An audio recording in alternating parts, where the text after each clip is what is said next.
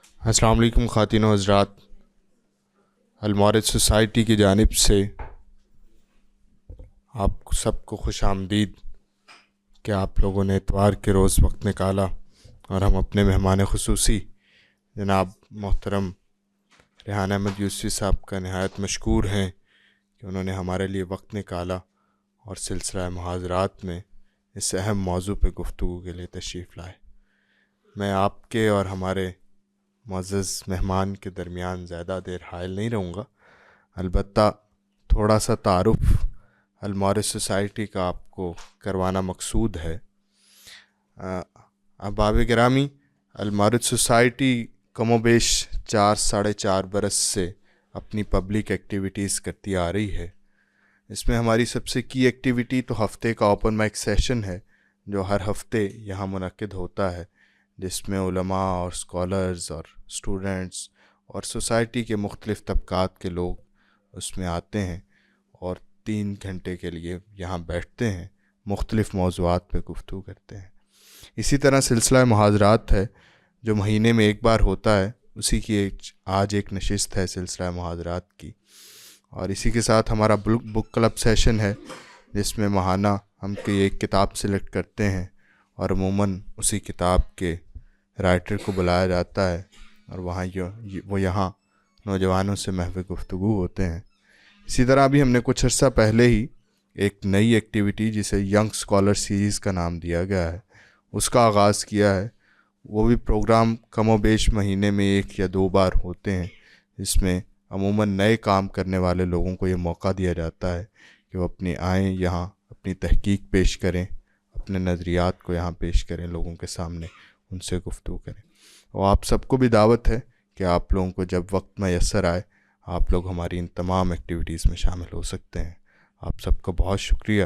میں سر سے گزارش کروں گا کہ اپنی گفتگو کا آغاز کر سکتے ہیں۔ بہت شکریہ۔ نحمدہ ونصلی علی رسولہ الکریم، اما بعد فاعوذ باللہ من الشیطان الرجیم، بسم اللہ الرحمن الرحیم۔ رب اشرح لی صدری ویسر لی امری واحلل عقدۃ من لسانی یفقہوا قولی، ربنا لا تؤاخذنا ان نسینا واخطانا۔ حاضرین گرامی قدر، محترم خواتین حضرات، میں اپنی گفتگو کے آغاز پر آپ سب کا تہہ دل سے شکریہ ادا کرنا چاہوں گا۔ حاضرین، یہ جو انسانی تاریخ ہے، اس کو اگر ایک جملے میں ہم بیان کریں تو یہ جنگوں کی تاریخ ہے۔ آپ بادشاہوں کا جب تذکرہ پڑھتے ہیں تو وہاں ہوتا کیا ہے؟ بادشاہوں کی مہم جوئی ہوتی ہے، ان کی فتوحات ہوتی ہے، لشکر کشی ہوتی ہے، کشور کشائی ہوتی ہے، اور ملک پر ملک فتح کرنے کی ایک داستان ہوتی ہے جو آپ تاریخ میں پڑھتے ہیں۔ انسانی تاریخ کا یہ، اس میں کوئی شک نہیں کہ اہم ترین واقعہ ہے۔ ہمارے ہاں بھی جب سیرت کی کتابیں ابتدا میں مرتب ہوئیں تو ان کا عنوان ہی مغازی ہوتا تھا، یعنی حضور نبی کریم صلی اللہ علیہ وسلم کے جو غزوات ہیں اس کو بیان کرنے کا عمل، یعنی ان کی تفصیل بیان کرنے کا عمل، یہ تاریخ یا سیرت نگاری یہ قرار پائے۔ تاریخ کے اس تصور کو اگر ہم نے سمجھ لیا ہے تو پھر ایک سوال ایک طالب علم کے ذہن میں یہ پیدا ہو سکتا ہے کہ یہ جو چیز اہم ترین رہی ہے تاریخ میں، ذرا دیکھیں تو صحیح، نگاہ تو ڈالیں کہ اس میں تباہ کن ترین جنگیں کون سی تھیں۔ تو میں نے اس پہلو سے جب تاریخ کا اس لیکچر سے پہلے سرسری جائزہ لیا تو بغیر کسی مشقت کے 3 جنگیں میرے سامنے آ گئیں۔ ان میں سے پہلی جنگ وہ تھی جسے last great war of antiquity کہتے ہیں، یعنی زمانہ قدیم کی آخری سب سے عظیم جنگ۔ یعنی جنگوں کو میں کس پہلو سے زیر بحث لا رہا ہوں؟ یعنی 3 عظیم جنگیں جو اپنی ہولناکی، اپنی تباہی، اپنی بربریت، اپنی وحشت ناکی میں، اپنی وسعت میں، اپنے پھیلاؤ میں پوری دنیا کا احاطہ جنہوں نے کر لیا۔ تو اس وقت آپ کے سامنے یہ نقشہ ہے، یہ 7ویں صدی کی دنیا کا ہے۔ سویلائز ورلڈ پورا کا پورا اس جنگ کی لپیٹ میں آیا، اور مسلمان عام طور پر اس جنگ سے اس لیے واقف ہیں کہ اس کو قرآن مجید نے بھی موضوع بحث بنا لیا تھا۔ روم اور ایران کی جنگ، قیصر و کسریٰ کی جنگ، بازنطینی امپائر اور ساسانی امپائر کی جنگ، اور یہ اتنی پھیلی ہوئی تھی کہ جس طرح آپ نقشے میں دیکھ سکتے ہیں کہ پورا مڈل ایسٹ، سینٹرل ایشیا، شمالی افریقہ، یورپ کا کچھ علاقہ، مائنر ایشیا جو اب ترکی کہلاتا ہے، اس پورے خطے میں جہاں اس وقت کروڑوں لوگ آباد ہیں، بلکہ اربوں لوگ شاید آباد ہیں، اور درجنوں ملک ہیں اس کی زد میں آئے، اور جو تباہی پھیلی وہ اس درجے کی تھی کہ اس جنگ پر اللہ تعالیٰ نے خود تبصرہ کیا۔ سورہ روم میں اللہ تعالیٰ نے اس پہ اس طرح تبصرہ کیا ہے کہ ظہر الفساد فی البر والبحر بما کسبت اید الناس، بحر و بر میں انسانوں کے اعمال کی بنا پر، ان کے کرتوتوں کی بنا پر فساد پھیل گیا۔ اس وقت دنیا کی آبادی چند کروڑ ہی تھی، لیکن اس جنگ میں لاکھوں لوگ مارے گئے، لاکھوں کی تعداد میں لوگ مارے گئے۔ اس بڑی تعداد میں اس جنگ میں لوگ مارے گئے۔ پہلے ایرانی حکومت نے جو رومن امپائر تھا اس کو آخری سطح تک لے کے مارا، اس کے آخری قلعے میں گھس کے اسے مارا، کچھ بھی نہیں چھوڑا، اور اس کے بعد پلٹ کے انہوں نے جب حملہ کیا قرآن کی پیشگوئی کے عین مطابق کہ رومی غالب آئیں گے، تو پھر وہ غالب آئے، لیکن ظاہر ہے کہ اس عمل میں انہوں نے پہلے ایرانیوں کو اپنے علاقوں سے نکالا اور پھر ان کے مرکز تک پہنچ کے ان پہ حملہ کیا۔ تو یہ وہ عظیم جنگ تھی جس میں بڑی تباہی ہوئی، بڑی بربادی ہوئی، اور یہاں تو میں نے صرف انسانی جانوں کا نقصان اس حیثیت سے اس کو بیان کیا ہے کہ لاکھوں لوگ مرے ہیں، ورنہ جنگ صرف اس کا نام نہیں ہوتی، ان گنت لوگ ہوتے ہیں جو معذور ہو جاتے ہیں، بستیاں تاراج ہوتی ہیں، شہر برباد ہوتے ہیں، عصمتیں لٹتی ہیں، کھیتیاں اجڑ جاتی ہیں، اس کے بعد جو کچھ انسانوں پہ گزرتا ہے وہ ناقابل بیان ہے، وہ کسی تاریخ کی کتاب میں آ ہی نہیں سکتا، نہ آیا ہے، نہ آئندہ کبھی آئے گا۔ وہ تو قیامت کے دن جب اللہ تعالیٰ اپنی عدالت کی نشست پر جلوہ گر ہوں گے اور اپنی عدالت لگائیں گے، تو پھر اس روز پھر وہ حساب کتاب کریں گے۔ دوسری جو جنگ ہے، یعنی یہ جنگ تو بہت مختصر تھی اس پہلو سے کہ ربع صدی تک چلی، لیکن دوسری جو جنگ ہے وہ کم و بیش 2 صدیوں تک چلی ہے، اور یہ انسانی تاریخ کا ایک ایسا ہولناک واقعہ ہے جو شاید نہ اس سے پہلے کبھی پیش آیا اور نہ اس طرح کا واقعہ اس کے بعد پیش آیا۔ اور اگر آپ اسکرین پر اگر اس وقت دیکھ سکتے ہو تو آخر میں ایک درندے کسی شکل بن رہی ہے۔ یہ انسانی تاریخ کی سب سے بڑی امپائر بنی تھی جو زمینی طور پر آپس میں متصل تھی۔ ویسے تو برطانیہ عظمیٰ مثال کے طور پر یا اسپین کی امپائر کو کہا جاتا ہے جو سمندروں کے پار تھی، یعنی اس کے قبضے میں جنوبی امریکہ بھی تھا، شمالی امریکہ بھی تھا، آسٹریلیا بھی تھا، تو وسعت کے لحاظ سے تو وہی بڑی کہلائے گی، لیکن زمینی طور پہ کوئی خطہ ایسا نہیں تھا جو انہوں نے تاتاریوں نے، جن کا جو حملہ اس کی میں بات کر رہا ہوں، فتح نہ کر لیا ہو۔ منگولیا سے یہ چنگیز خان کی قیادت میں نکلے اور چین سے لے کر یورپ تک اور بغداد سے لے کر سائبیریا تک انہوں نے کسی کو نہیں چھوڑا، اور جو تباہی مچائی ہے، جو بربادی مچائی ہے، اس کا اندازہ آپ اس بات سے کیجئے کہ اس دور میں 6 کروڑ لوگ انہوں نے مار دیے، اور یہ جہاں جاتے تھے یہ ملکوں کا ڈیموگرافک سٹیٹس بدل دیتے تھے، یعنی آبادی کا پورا تناسب ہی بدل دیتے تھے۔ انہوں نے ایران پہ حملہ کیا، 25 لاکھ آبادی تھی، 2.5 لاکھ رہ گئی۔ جب انہوں نے بغداد پہ حملہ کیا تو ایک شہر فتح کرنا تھا نا، ایک شہر۔ امریکہ نے ناگاساکی پر، ہیروشیما پر ایٹم بم مارے، 1 لاکھ 2 لاکھ لوگ ہی مرے ہیں۔ انہوں نے ایک شہر کے اندر 10 لاکھ لوگ مارے۔ کہا جاتا ہے کہ دجلہ کا پانی پہلے سرخ ہو گیا انسانی خون سے، اور پھر سیاہ ہو گیا، جو کتابیں انہوں نے جلائی وہاں پہ۔ اور یہ تو صرف ایک پہلو تھا۔ پھر خواتین کے ساتھ جو یہ کرتے تھے وہ ناقابل تصور ہے، ناقابل بیان ہے۔ یعنی اس پہ اب تو باقاعدہ تحقیق ہو گئی ہے کہ ان کے جینز جو ہیں پورے سینٹرل ایشیا میں پھیلے ہوئے ہیں، اور اسی کا نتیجہ تھا جو خواتین کے ساتھ یہ بہیمانہ ان کا سلوک ہوتا تھا۔ جو کچھ ہوتا تھا اس کو نہ الفاظ میں بیان کیا جا سکتا ہے اور نہ تصور میں آ سکتا ہے۔ یہ جو لفظ ہے جینوسائیڈ کا، جو اس وقت ہم بول دیتے ہیں، اب معروف ہوا ہے، اس کی جو حقیقی شکل دنیا نے دیکھی تھی وہ اسی وقت دیکھی تھی۔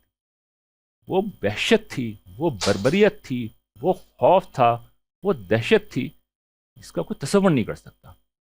اور 13ویں 14ویں صدی میں یہ ہوتا رہا، اور دنیا کا کوئی خطہ شاید ایسا نہیں تھا سویلائز خطہ جو اس سے محفوظ رہا ہو، سوائے شام کے، جن کے ساتھ پہلے ہی بہت بری ہو چکی تھی صلیبی جنگ میں. وہاں چونکہ عین جالوت میں مملوکوں نے ان کا بڑھتا ہوا قافلہ سیلاب کو روک دیا تھا، تو وہ بچ گئے، لیکن پہلے ان کے ساتھ صلیبی جنگوں میں بہت برا ہو چکا تھا. تو میں اصل میں اس پہلو سے اس وقت یہ زیر بحث نہیں لا رہا کہ یہ چیزیں کس طرح اللہ تعالیٰ کی طرف سے سزا کے طور پہ آتی ہیں قوموں کے لیے. وہ کبھی موضوع بنا کے میں تفصیل کے ساتھ بتاؤں گا، لیکن حقیقت یہی ہے کہ اس پورے صورتحال کو عذاب الہی کے علاوہ کچھ بھی نہیں کہا جا سکتا. تیسری جنگ تو بڑی حال ہی کی بات ہے. دو عظیم جنگیں جن کو دنیا نے ابھی ریسنٹلی دیکھا ہے، جنہیں ورلڈ وارز کہا جاتا ہے. وہ تو آپ کو پتہ ہے کہ امریکہ سے لے کر چین تک، اور پھر روس اور پورا یورپ، ایشیا، کچھ بھی اس کے دائرے سے نہیں بچا تھا. 1914 سے 1918، 1939 سے 1945 تک صرف 10 برس کے عرصے میں 10 کروڑ لوگ مار دیے گئے، کیونکہ اس دفعہ جدید ہتھیار استعمال ہو رہے تھے. ایٹم بم تک اس میں استعمال ہوا ہے. اور یہ ابھی چونکہ بہت ریسنٹ تاریخ کا واقعہ ہے، عام طور پہ لوگوں کو معلوم ہے، اس کی تفصیل میں نہیں جا رہا. لیکن جو میں کچھ بیان کر رہا ہوں اس کو بتانے کا مقصد یہ ہے کہ جنگ ایک ہولناک تباہی کا نام ہے، ایک بربادی کا نام ہے. عزت و آبرو، کھیتی، مال مویشی، گھر بار، شہروں کی بربادی، بستیوں کی ویرانی، اس کے سوا کسی دوسری چیز کا نام نہیں ہے. میں نے پیچھے گفتگو میں شاید ایک بات کہی تھی کہ درندہ نظر آ رہا ہے، تو اس سے شاید ذہن میں آ رہا ہو کہ میں جنگ کو درندگی کہہ رہا ہوں. جنگ کے لیے درندگی بہت چھوٹا لفظ ہے، اس لیے کہ جو درندے ہوتے ہیں وہ تو اپنی خوراک کے لیے مارتے ہیں، اور یہ اپنے دفاع میں کسی کو مارتے ہیں. وہ منظم گروہ بنا کر بستیوں کا تاراج نہیں کرتے، وہ تباہی و بربادی کی وہ داستانیں نہیں پھیلاتے جن کا میں نے ذکر کیا ہے. اور میں یہ جنگیں کو اس وجہ سے زیر بحث لا رہا ہوں کہ یہاں پر، یعنی اتنی بڑی جب جنگ ہوتی ہے اور اتنی بڑے پیمانے پر اجتماعی طور پر ہلاکت ہوتی ہے تو لوگ متوجہ ہو جاتے ہیں. ورنہ تو ایک فرد کے لیے تو سمجھیے کہ سڑک پہ ایک حادثہ ہو گیا، اس کے لیے وہی اس بربادی کا نام ہے. لیکن ان میں سے ہر چیز جب ہوتی ہے تو ایک سوال پیدا ہوتا ہے کہ کیوں ہوتی ہے. یعنی یہ جو سب کچھ ہو رہا ہے، جنگ میں ہو رہا ہے، جان مال آبرو کی بربادی کسی بھی شکل میں ہو، کیوں ہو رہی ہے؟ یہ درندگی کا جو لفظ بولا گیا ہے یہ اس کو ریپرزینٹ نہیں کرتا. اس کے لیے صحیح لفظ ہے شیطنیت. یہ شیطان کا ننگا ناچ ہوتا ہے. جب انسان شیطان بن جاتا ہے تو یہ سب کچھ ہوتا ہے. اور شیطان کا تعارف اللہ تعالیٰ نے قرآن مجید میں کرا رکھا ہے، وَقَانَ الشَّيْطَانُ لِرَبِّهِ کفورا. شیطان اپنے رب کا بڑا ہی ناشکرا ہے. کفورا عربی زبان میں مبالغے کا صیغہ ہے، بہت ہی ناشکرا ہے. اور یہی شیطان کی زندگی کا مشن اسٹیٹمنٹ ہے. یہ اس کی جنگ ہے جو اس نے شروع میں ہی بتا دیا تھا. اور قرآن مجید نے سورہ اعراف میں اس بات کو کوٹ کر دیا ہے کہ اس نے پروردگار سے مخاطب ہو کر کہا تھا کہ فَبِمَا أَغْوَيْتَنِي لَأَقْعُدَنَّ لَهُمْ صِرَاطَكَ الْمُسْتَقِيمَ ثُمَّ لَآتِيَنَّهُم مِّن بَيْنِ أَيْدِيهِمْ وَمِنْ خَلْفِهِمْ وَعَنْ أَيْمَانِهِمْ وَعَنْ شَمَائِلِهِمْ وَلَا تَجِدُ أَكْثَرَهُمْ شَاكِرِينَ. پروردگار جس طرح تو نے مجھے، اب یہ اس نے اللہ تعالیٰ پہ براہ راست الزام لگایا کہ گمراہی میں ڈالا ہے، تو میں بھی اب ان لوگوں کے لیے تیری سیدھی راہ میں بیٹھا ہوں. ان کے آگے پیچھے دائیں بائیں سے ان پر حملہ کروں گا، اور تو ان کی اکثریت کو شکر گزار نہیں پائے گا. تو وہ خود ناشکرا ہے، اور مجھے اور آپ کو اس نے کیا بنانا ہے؟ ناشکرا بنانا ہے. تو یہ بات اگر واضح ہو گئی تو یہ سمجھ لیجیے کہ میری اور آپ کی زندگی کی جو جنگ ہے، ہماری مشن اسٹیٹمنٹ کیا ہونا چاہیے کہ ہمیں شیطان سے لڑنا. یہ میرا استنباط نہیں ہے، یہ قرآن مجید کا اپنا بیان ہے. اِنَّا ہَدَيْنَاهُ السَّبِيلَ اِمَّا شَاكِرًا وَإِمَّا كَفُورًا. ہم نے اسے سچی راہ دکھا دی ہے، خیر و شر کی راہ دکھا دی ہے، ہدایت کا راستہ دکھا دیا ہے. ہماری مرضی ہے، چاہو تو نیکی کی طرف آؤ، چاہو تو بدی کی طرف آؤ، چاہو تو شکر گزار بنو، اور چاہے تو نا شکرے بنو. تو قرآن مجید کے فکر و فلسفے میں یہ مرکزی خیال ہے. تو یہ اس کی بنیادی اہمیت ہے، یہ اس کی بنیادی اہمیت ہے. اب یہ بات سمجھ لیجئے کہ شکر گزاری ہوتے کیا ہے. ویسے تو میں پچھلے مہینے غالباً جب یہاں آیا تھا یا دسمبر میں آیا تھا تو بہت تفصیل کے ساتھ اس پر گفتگو کر کے گیا تھا، لیکن میں جو لوگ موجود نہیں تھے ان کے لیے عرض کر رہا ہوں اور درخواست یہ کروں گا کہ اب وہ لیکچر موجود ہے سوشل میڈیا پہ، آپ پورا سن لیجیے گا، وہ بہت اہم ہے۔ بائی ڈیفینیشن شکر گزاری کیا ہے؟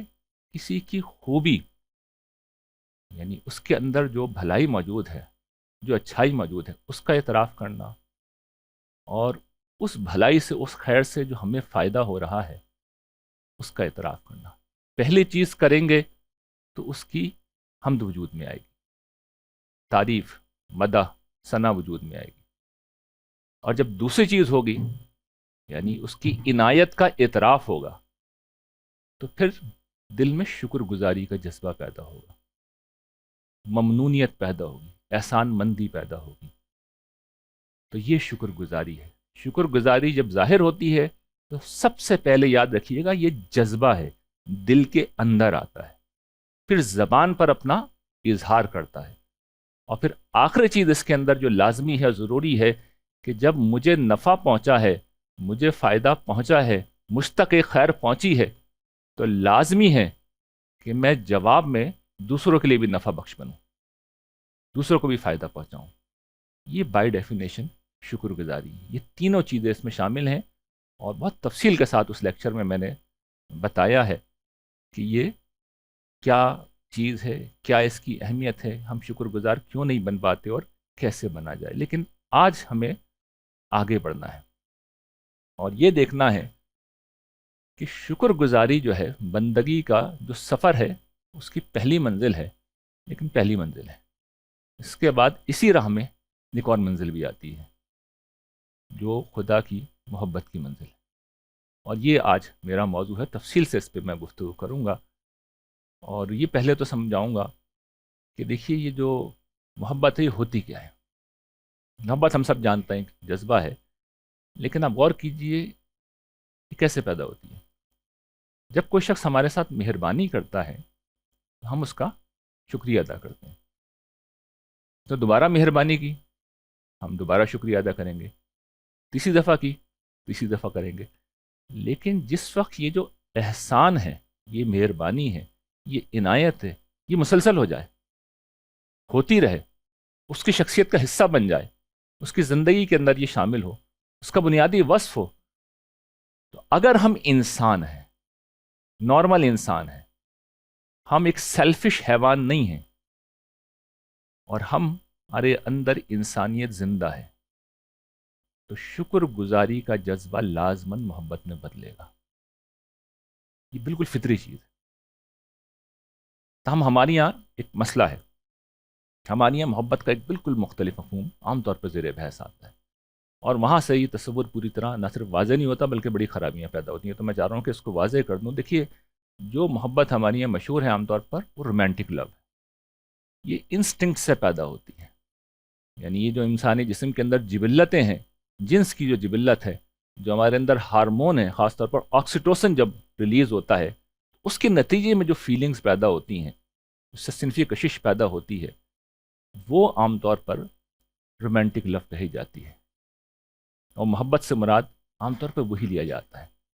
اور یہ اتنی غیر معمولی چیز ہے، اس کی شدت اتنی زیادہ ہے، اس کی تاثیر اتنی زیادہ ہے کہ لوگ اپنے خاندان سے ٹکرا جاتے ہیں، ماں باپ کو چھوڑ دیتے ہیں، لوگ ملک چھوڑ دیتے ہیں، لوگ تخت و تاج چھوڑ دیتے ہیں۔ اس کو کوئی مبالغہ نہ سمجھیے گا، یہ ابھی ہوا ہے پچھلی صدی میں ہی۔ برطانیہ کے کنگ ایڈورڈ نے، انہیں ایک خاتون سے عشق ہو گیا، خاتون کو طلاق ہو چکی تھی، اب وہ چرچ آف انگلینڈ کے سربراہ بھی تھے، تو چرچ کا تقاضا یہ تھا، اس کا قانون یہ تھا کہ آپ کسی مطلقہ سے شادی نہیں کر سکتے، اس لیے اس خاتون کو چھوڑ دیں۔ انہوں نے کہا خاتون تو نہیں چھوڑوں گا، تخت لے لو، تاج لے لو۔ اس زمانے کی جو سب سے بڑی امپائر تھی اس کی بادشاہی انہوں نے چھوڑ دی۔ تو جو بات میں نے عرض کی اس کو کوئی مبالغہ مت سمجھیے گا کہ مقررین آ کے جذبات میں کچھ بھی کہہ دیتے ہیں اور لوگ مان بھی لیتے ہیں، یہ حقیقت ہے، لوگوں نے یہ کیا ہے اور آج تک بہت کچھ کر رہے ہوتے ہیں لوگ۔ تو یہ محبت کی قسم ہے، اور یہ انسان جو کہ ایک ذوق لطیف بھی رکھتا ہے، ذوق جمال بھی لگتا ہے، تو وہ ذوق جمال جب فنون کے اندر، فنون لطیفہ میں آرٹس میں جب اپنا اظہار کرتا ہے تو پھر آپ دیکھ لیجئے کہ ہماری جتنی بھی شاعری ہے، موسیقی ہے، ادب ہے، مصوری ہے، اور ہمارے غالب نے کہا تھا نا کہ سیکھے ہیں مہ رخوں کے لیے ہم مصوری، تقریب کچھ تو بہر ملاقات چاہیے، تو مصوری ہے، اور آپ کا ڈرامہ ہے، آپ کی فلم ہے، آپ کے ناولز ہیں، آپ کی کہانیاں ہیں، آپ کے افسانے ہیں، جتنا بھی آپ کا ادب ہے، فنون لطیفہ ہے، وہ اصل میں اسی سے پھوٹ رہا ہے۔ یہ تو بہت ریسنٹ بات ہے کہ ترقی پسند تحریک وہ پیدا ہوئی، اس نے نعرہ لگایا کہ ادب برائے زندگی بھی کچھ ہونا چاہیے، ورنہ ادب اسی چیز کا نام ہے۔ انسانوں کے جذبات اور احساسات پر اس کا اتنا غلبہ ہوتا ہے، تو ہم لوگ بھی یہ خیال کرتے ہیں کہ محبت یہی ہوتی ہے۔ یہ محبت نہیں ہوتی، یہ لسٹ افیئر ہوتا ہے۔ لو افیئر اصل میں کوئی اور چیز ہوتی ہے، اور اس کو میں نے نام دیا ہے کہ وہ اصل میں ریشنل لو ہوتی ہے، ریلیشن بیسڈ لو ہوتی ہے۔ یعنی پہلے چیز اگر جبلت سے پھوٹ رہی ہے تو یہ ہمیشہ عقل و فطرت سے پھوٹے گی۔ اس میں کوئی تعلق ہوگا، ایک ریلیشن ہوگا، اس ریلیشن میں آپ یہ محسوس کرتے ہیں کہ آپ کے ساتھ عنایت مسلسل کی جا رہی ہے، اور اس کا سب سے بڑا مظہر اس دنیا میں کون ہوتے ہیں؟ والدین ہوتے ہیں۔ خاندان میں سب سے بڑھ کر اس کا ظہور ہو رہا ہوتا ہے۔ حتیٰ کہ وہ جو مرد عورت کا رشتہ ہے، جو رومانٹک لو کا ہے، وہ شادی کی پہلی رات وہ بخار اترنا شروع ہوتا ہے، اور سال کے اندر اندر وہ بخار بالکل برابر ہو جاتا ہے۔ اس کے بعد جو چیز بچتی ہے وہ باہمی سلوک ہے، سیکریفائز ہے، قربانی ہے۔ تو اللہ بخشش فرمائے، ہماری والدہ ہمیں جب ہماری تربیت کرتی تو ہمیں سمجھاتی تھیں کہ بیٹا یہ جو محبت ہوتی ہے نا، یہ شادی کے بعد ہی ہوتی ہے۔ تو ان کی مراد یہی تھی کہ حقیقی جو محبت ہوتی ہے وہ اس وقت ہوتی ہے کہ یہ لسٹ کا سارا بخار اتر چکا ہو۔ اس کے بعد اب جو چیز رہ جاتی ہے، اچھا شکل و صورت بھی برابر ہو چکی ہوتی ہے، اس وقت جو چیز بچتی ہے وہ باہمی سلوک ہے، وہ ایک دوسرے کے ساتھ رویہ ہے، سیکریفائز ہے، کمپرومائزز ہیں، ایڈجسٹمنٹ ہیں، آپ کیا کر رہے ہیں۔ یہ وہ چیز ہے جہاں سے پھر وہ اصل میں مضبوطی آتی، وہ تعلق آتا ہے جو پھر ہر رشتے کو مضبوط کرتا چلا جاتا ہے۔ اور اگر یہ نہیں ہے پھر ظاہر ہے کہ وہ چیز اس رشتے میں بھی نہیں رہے گی، نتیجتاً ماں باپ اور اولاد کے تعلق میں بھی آئے گا، بھائی بہنوں کے تعلق میں بھی فرق پڑے گا۔ اور اسی کی پھر ایک اگلی شکل وہ ہے جو ہمیں اپنے لیڈروں کے ساتھ رومانس ہو جاتا ہے۔ یعنی آپ دیکھیں نا، ہمارا کانسیپٹ کیا ہوتا ہے کہ ہمارا لیڈر ہمارا نجات دہندہ ہے، دیکھو کیا تکلیفیں اٹھا رہے ہیں ہمارے لیے، کیا قربانیاں دی ہیں، اس نے کس طرح ہمیں فائدہ پہنچایا ہے، ہمیں کہاں سے کہاں پہنچا دیا ہے۔ تو قومیں لیڈروں کے رومانس میں بھی مبتلا ہوتی ہیں، لیکن اس کے پیچھے بھی اصل میں یہی ہے، وہ کچھ دے رہے ہیں ہمیں، وہ کچھ کر رہے ہیں ہمارے لیے۔ اللہ تعالیٰ کی محبت بھی اصل میں اسی جذبے سے آ رہی ہے، وہ یہیں سے آ رہی ہے، وہ تعلق ہے، وہ ہمارا خالق ہے، وہ ہمارا مالک ہے، اس نے ہمیں پیدا کیا، ہماری پرورش کے سارے اہتمام کیے، ہم دیکھتے ہیں، ہم بولتے ہیں، ہم سنتے ہیں، ہم چلتے ہیں، ہم پھرتے ہیں، ہماری زندگی میں رشتے ہیں، ناطے ہیں، کھانا ہے، پینا ہے، ہمارے لیے سورج چمکتا ہے، تارے جگمگاتے ہیں، پھول کھلتے ہیں، صبح ہوتی ہے، شام ہوتی ہے، دوپہر کی دھوپ بھی ہے، رات کی تاریکی کا آرام بھی ہے۔ تو ہر چیز دینے والا وہ ہے، عنایتیں مسلسل کر رہا ہے، تو اس کے جواب میں محبت ہوتی ہے۔ اور انسان اگر فطرت کی جگہ پہ کھڑا ہوا ہو تو ہوگی، لیکن ہمارے معاشرے میں جہاں محبت کے نعرے ہی نعرے ہیں، اور غالباً دنیا میں جتنا آگے ہم ہیں محبت میں کوئی نہیں ہے، یعنی ہم تو سر تن سے جدا سے پیچھے کی کوئی بات کرتے نہیں ہیں نا محبت میں، تو یہاں ہم کھڑے میں ہیں۔ لیکن ہم نے جہاں ہر دین کی اچھی چیز میں فساد مچا رکھا ہے، یہاں پہ بھی مچا رکھا ہے۔ تو میں چاہوں گا کہ تھوڑا سا اس کو سمجھ لیں کہ ہم کر کیا رہے ہیں اللہ تعالیٰ کے معاملے میں۔ اور یہی میری زندگی کی جو سمجھیں کہ میں نے اپنے لیے مشن چنا ہے کہ لوگوں کو یہ بتاؤں کہ دیکھیے قیامت کے دن اللہ تعالیٰ آپ سے کیا سوال کریں گے۔ اس پرچے کو پوری زندگی لگا کے آئیڈینٹیفائی کیا ہے، اس میں جو ہم نے خرابیاں پیدا کی ہیں ان کو بتاتا ہوں، اور پھر صحیح بات بتانے کی کوشش کرتا ہوں، اور پھر آخری بات یہ بتاتا ہوں کہ میرے محترم ناظرین و سامعین، اس کے علاوہ مذہب کے نام پہ جس ایکٹیویٹی میں آپ لگے ہوئے ہیں یہ آپ کے گلے کا توق بننے والی ہے، اس لیے کہ مذہب کا اصل مقصد آخرت کی نجات ہے، یہ انٹلیکچل انٹرٹینمنٹ نہیں ہے۔ جب بھی آپ یہ کریں گے آپ مذہب میں ایک پیرالل دین تخلیق کر دیں گے. آپ نان ایشوز کو اہم بنا دیں گے.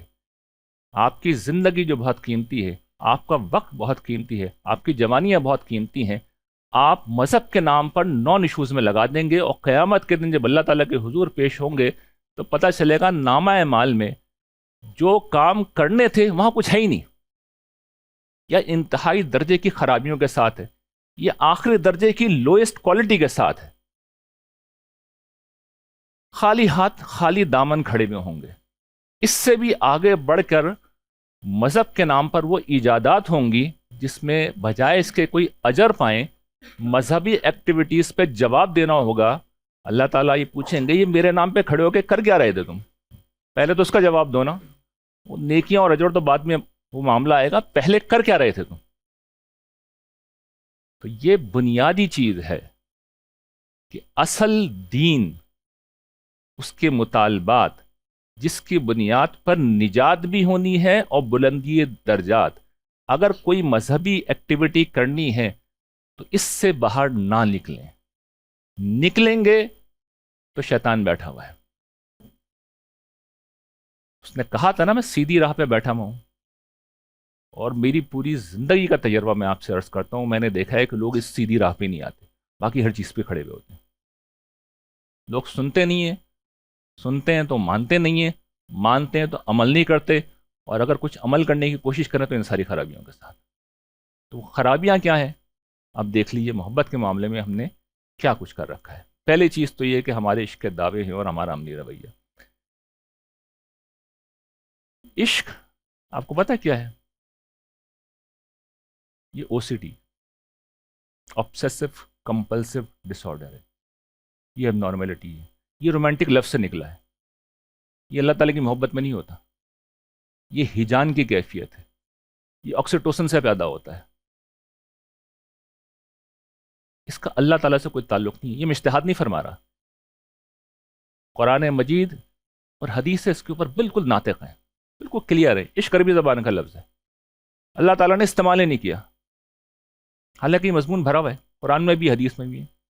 والذین آمنوا اشد حبا للہ، ایمان والے سب سے بڑھ کر اللہ سے محبت کرتے ہیں. عربی زبان میں محبت کے لیے، محبت فارسی کا لفظ ہے، عربی زبان میں اس کے لیے لفظ ہے حب. ہر جگہ وہ استعمال کرتے ہیں. ایک بڑی دل نواز حدیث ہے. حضور نبی علیہ السلام ایک روز تہجد کی نماز آپ نے پڑھی اور کچھ دیر آپ کی آنکھ لگ گئی. اس وقت آپ کو اللہ تعالیٰ کی زیارت خواب میں ہوئی، اور بڑی ہی دل نواز یہ سمجھیں روایت ہے، اس میں بڑی خوبصورت چیزیں تعلیم کی گئی ہیں حضور کو. آخری چیز جو تعلیم کی اللہ تعالیٰ نے خود، وہ یہ کہا کہ مجھ سے ایسے مانگو. بڑی خوبصورت دعا ہے. اس کا آخری جز یہ ہے اسألک حبک وحب من یحبک وحب عمل یقرب الی حبک. پروردگار میں تجھ سے تیری محبت مانگتا ہوں، اس شخص کی محبت مانگتا ہوں جو تجھ سے محبت کرتا ہوں، اور اس عمل کی محبت مانگتا ہوں جو تیری محبت سے قریب کر دے. سب جگہ حب کے الفاظ ہیں. عشق کا لفظ کہیں بولا ہی. یہ لفظ ہی اجنبی، اس لیے اجنبی ہے کہ یہ نارملٹی کا نام ہے، یہ حدود کی پامالی کا نام ہے. عشق کے بعد تو آدمی جس سمجھیں کہ عقل کا دامن کو چھوڑتا ہے، وہ شادی کے اگلے سال ہی کچھ لوٹتی ہے، اس سے پہلے نہیں لوٹتی. جبکہ اللہ تعالیٰ کی محبت تو ہر جگہ حدود و قیود کے اندر بنی ہوئی ہے. اچھا، یہ دعوے بھی کر دیے، سب کچھ ہو گیا. اس کے بعد عملی رویہ کیا ہے؟ کون سی پامالی نہیں کی جاتی؟ پہلی بات تو یہ کہ لوگ کافی سمجھتے ہیں کہ ہم نے عشق کا نام لے لیا تو نجات ہو گئی ہماری. کوئی نجات وجات نہیں ہوتی اس سے. ابھی وہ چیز زیر بحث آ جائے گی. یعنی لوگ سمجھتے ہیں کہ کسی خاص موقع پہ نعرے مار لیے، کسی مجلس کے اندر رو لیے، آنسو بہہ گئے تو بس ہمارا کام ہو گیا. نماز کی ضرورت بھی نہیں ہے، روزے کی ضرورت بھی نہیں ہے. اچھا، کسی نے کیا تو بالکل بے روح عبادات. وہ عبادات انشاءاللہ زیر بحث آئیں گی تو میں بتاؤں گا ہم کرتے کیا عبادات کے ساتھ. اچھا، کسی نے یہ سب کچھ بھی کر لیا، اب اس کے بعد اخلاقیات میں ہمارا معاملہ کیا ہے؟ ماشاءاللہ جو حضور نے نقشہ کھینچا ہے نا، بات کریں تو جھوٹ بولیں، وعدہ کریں تو وعدہ خلافی کریں، امانت رکھوائی جائے تو اس میں خیانت کریں، اور جہاں اختلاف ہو جائے تو وہاں ہر قدر کو پامال کر کے آدمی آخری درجے کی بدتمیزی کو اتری ہے. کسی کی خواہش، مفاد اور تعصب، یہ تین چیزیں میں بول رہا ہوں، خواہش، مفاد اور تعصب، ذرا اس کے اوپر آپ دم ہے نہیں، اس دم کے اوپر پاؤں رکھ دیں. اس کے بعد دیکھیں جتنا بھی اخلاقیات کا جامع ہوتا ہے آدمی سب اتار دیتا ہے. اچھا باہر تو تھوڑی دیر کے لیے لوگوں سے ملنا ہوتا ہے، خوش اخلاق بن گئے. اصل چہرہ جو ہم ان ماسک ہوتے ہیں، جو ہماری ریئلٹی سامنے آتی ہے، وہ گھر میں آتی ہے. حضور نے فرمایا خیرکم خیرکم لی اہلیکم وانا خیرکم لی اہلی، تم میں سے بہترین وہ ہیں جو اپنے گھر والوں کے ساتھ بہترین ہیں، اور میں اپنے گھر والوں کے ساتھ تم میں سب سے بہتر. تو ہم لوگ ایسے تو نہیں ہوتے. سب سے زیادہ بدتمیز ہم گھر والوں کے ساتھ ہوتے ہیں. ہم سمجھتے ہیں کہ یہاں تو کوئی کچھ کر ہی نہیں سکتا. یہ عشق کے دعووں کے ساتھ ہمارا عملی رویہ ہے. اچھا اس سے بھی آگے بڑھ کے اللہ تعالیٰ کے ساتھ جو تعلق ہے، اس کی جو درست ترین تعبیر ہے وہ اے ٹی ایم مشین ہے. آپ سب نے ہی A T M machine most probably use کر رکھی ہوگی. تو اے ٹی ایم مشین کیسے آپریٹ ہوتی ہے؟ آپ جاتے ہیں، اپنا کارڈ نکالتے ہیں، مشین میں لگاتے ہیں، کوڈ ڈالتے ہیں اپنا، اس کے بعد پیسے لکھتے ہیں اور پھر پیسے مل جاتے ہیں. نہیں، پیسے فوراً نہیں ملتے. اس کے بعد ہوتا کیا؟ کوئی بتائے گا مجھے کیا ہوتا ہے؟ پروسیس ہوتا ہے. پروسیس کے بعد آپ کو پیسے نہیں دیتا، پہلے بیپ کرتا رہتا ہے کہ کارڈ نکالو. کیوں کرتا ہے؟ کبھی آپ نے سوچا؟ میں نے ایک زمانے میں اس پہ تحقیق کی. وہ ایسا اس لیے کرتا ہے کہ لوگ اتنے منی اورینٹڈ ہیں کہ کارڈ بھول کے چلے جاتے ہیں. تو بینکوں کو جب تجربہ ہوا کہ لوگ کارڈ اپنا نہیں نکالتے، پیسے لے کے پیچھے پلٹ کے دیکھتے ہی نہیں ہیں، تو انہوں نے کہا پہلے کارڈ نکالو پھر پیسے دیں گے. وہ بیپ کرتا رہے گا. ابھی آپ کارڈ نکالیں تو تجربہ کر کے دیکھیے گا، پیسے نہیں دے گا آپ کو، بیپ کرتا رہے گا. آپ کارڈ جس وقت نکالیں گے اس کے بعد آپ کو پھر پیسے دے گا. ہم اس درجے کے منی اورینٹڈ لوگ ہیں. اللہ تعالیٰ کے ساتھ ہمارا پورا ریلیشن یہ ہے. نمازیں کس لیے پڑھتے ہیں، دعائیں کس لیے مانگتے ہیں؟ اللہ تعالیٰ کو ہم نے اے ٹی ایم مشین سمجھ رکھا ہے. یہ چاہیے، وہ چاہیے، یہ دعا ہے، وہ دعا ہے، یہ مسئلہ ہے، وہ مسئلہ ہے. یعنی اللہ تعالیٰ کے ساتھ ہمارا ریلیشن یہ ہے. وہ کوئی اے ٹی ایم مشین ہے. میں یہ نہیں کہہ رہا اللہ تعالیٰ سے نہ مانگیں، بھائی اسی سے مانگیں گے، اس کے سوا کسی سے مانگیں گے؟ کس سے مانگیں گے؟ کون ہے؟ لیکن سوال یہ ہے کہ ریلیشن کیا صرف یہی ہے؟ یعنی آدمی مانگنے جائے تو اس احساس میں تو ہو نا کہ میرا گلاس پہلے ہی بہت بھرا ہوا ہے، پروردگار تیرا بہت شکریہ، تو نے اتنا کچھ دے رکھا ہے کہ میرا تو حق ہی نہیں ہے کہ کچھ اور مانگوں، لیکن تیرے سوا کہاں جاؤں؟ اب زمین آسمان کا فرق ہو گیا. آپ احساس تشکر کے اندر زندہ ہیں. آپ جیسے ماں سے مانگتے ہیں، باپ سے مانگتے ہیں، تو آدمی لپٹ جاتا ہے، چمٹ جاتا ہے. وہ فیلنگ ہونی چاہیے، وہ احساس ہونا چاہیے، وہ جذبہ ہونا چاہیے. وہ کہاں ہے؟ اے ٹی ایم مشین کے ساتھ کوئی فیلنگ نہیں ہوتی. ہماری بھی اللہ تعالیٰ کے ساتھ کوئی فیلنگس نہیں. زیادہ تر لوگوں کا معاملہ یہی ہے. اچھا چلیے اس کے بعد اگلی کہانی. نام اللہ تعالیٰ کا لیتے ہیں لیکن زیادہ محبت جو ہے ہمیں غیر اللہ کے ساتھ ہے. ونس اگین ذرا اپنے ادب پہ نظر ڈال لیں. ہم جب غزل لکھتے ہیں ہمارے شعرا، کیا اسالیب ہوتے ہیں، یعنی محبوباؤں کی تعریف کرتے ہیں نا، کیا اسالیب ہوتے ہیں. میں اگر اشعار سنانا شروع کروں تو اردو ادب ماشاء اللہ بس اسی چیز میں زرخیز ہے. ایسے ایسے شعر کے نہ پوچھیے. انسانوں کے لیے قصیدے کہے جاتے ہیں، ایسے قصیدے، ایسے قصیدے. اب تو خیر اتنا رواج نہیں رہا، پہلے بادشاہوں کے لیے لوگ بہت قصیدے کہتے تھے. کبھی پڑھ لیں قصیدوں میں کیا ہوتا ہے. پھر مذہبی لٹریچر پہ آ جائیں. دل نکال کر، کلیجہ نکال کر کاغذ پہ رکھ دیا. اور جب حمد کی وقت آتا ہے، حمد بھی چونکہ مجبوری ہے نا، جیسے اللہ تعالیٰ سب سے بلند، قرآن مجید سب سے بلند، لیکن بس قرآن مجید کو ذرا کونے میں رکھو. حمد کو بھی بس ذرا لاتے تو ہیں، سب سے پہلے ہی آتی ہے، لیکن ایک وہ اصطلاح ہے نا کہ آمد نہیں ہوتی، آورد ہوتی ہے. شعر موضوع کیے جاتے ہیں، گھڑے جاتے ہیں، بنائے جاتے ہیں، تک بندی کی جاتی ہے. تو میں کبھی سوچتا ہوں، اردو کے کلاسیکل شعرا میں سے ایک شاعر تھے انشاءاللہ خواہ انشاء. تو میں کبھی سوچتا ہوں کہ یہ جو ہمارے فرشتے ہیں کرامن کاتبین، وہ ان کا شعر پڑھتے ہوں گے. شعر اس طرح ہے کہ لیک میں اوڑوں لپیٹوں یا بچھاؤں کیا کروں. لیک جو ہے لیکن کا مخفف ہے. لیک میں اوڑوں لپیٹوں یا بچھاؤں کیا کروں. روکھی پھیکی ایسی سوکھی مہربانی آپ کی.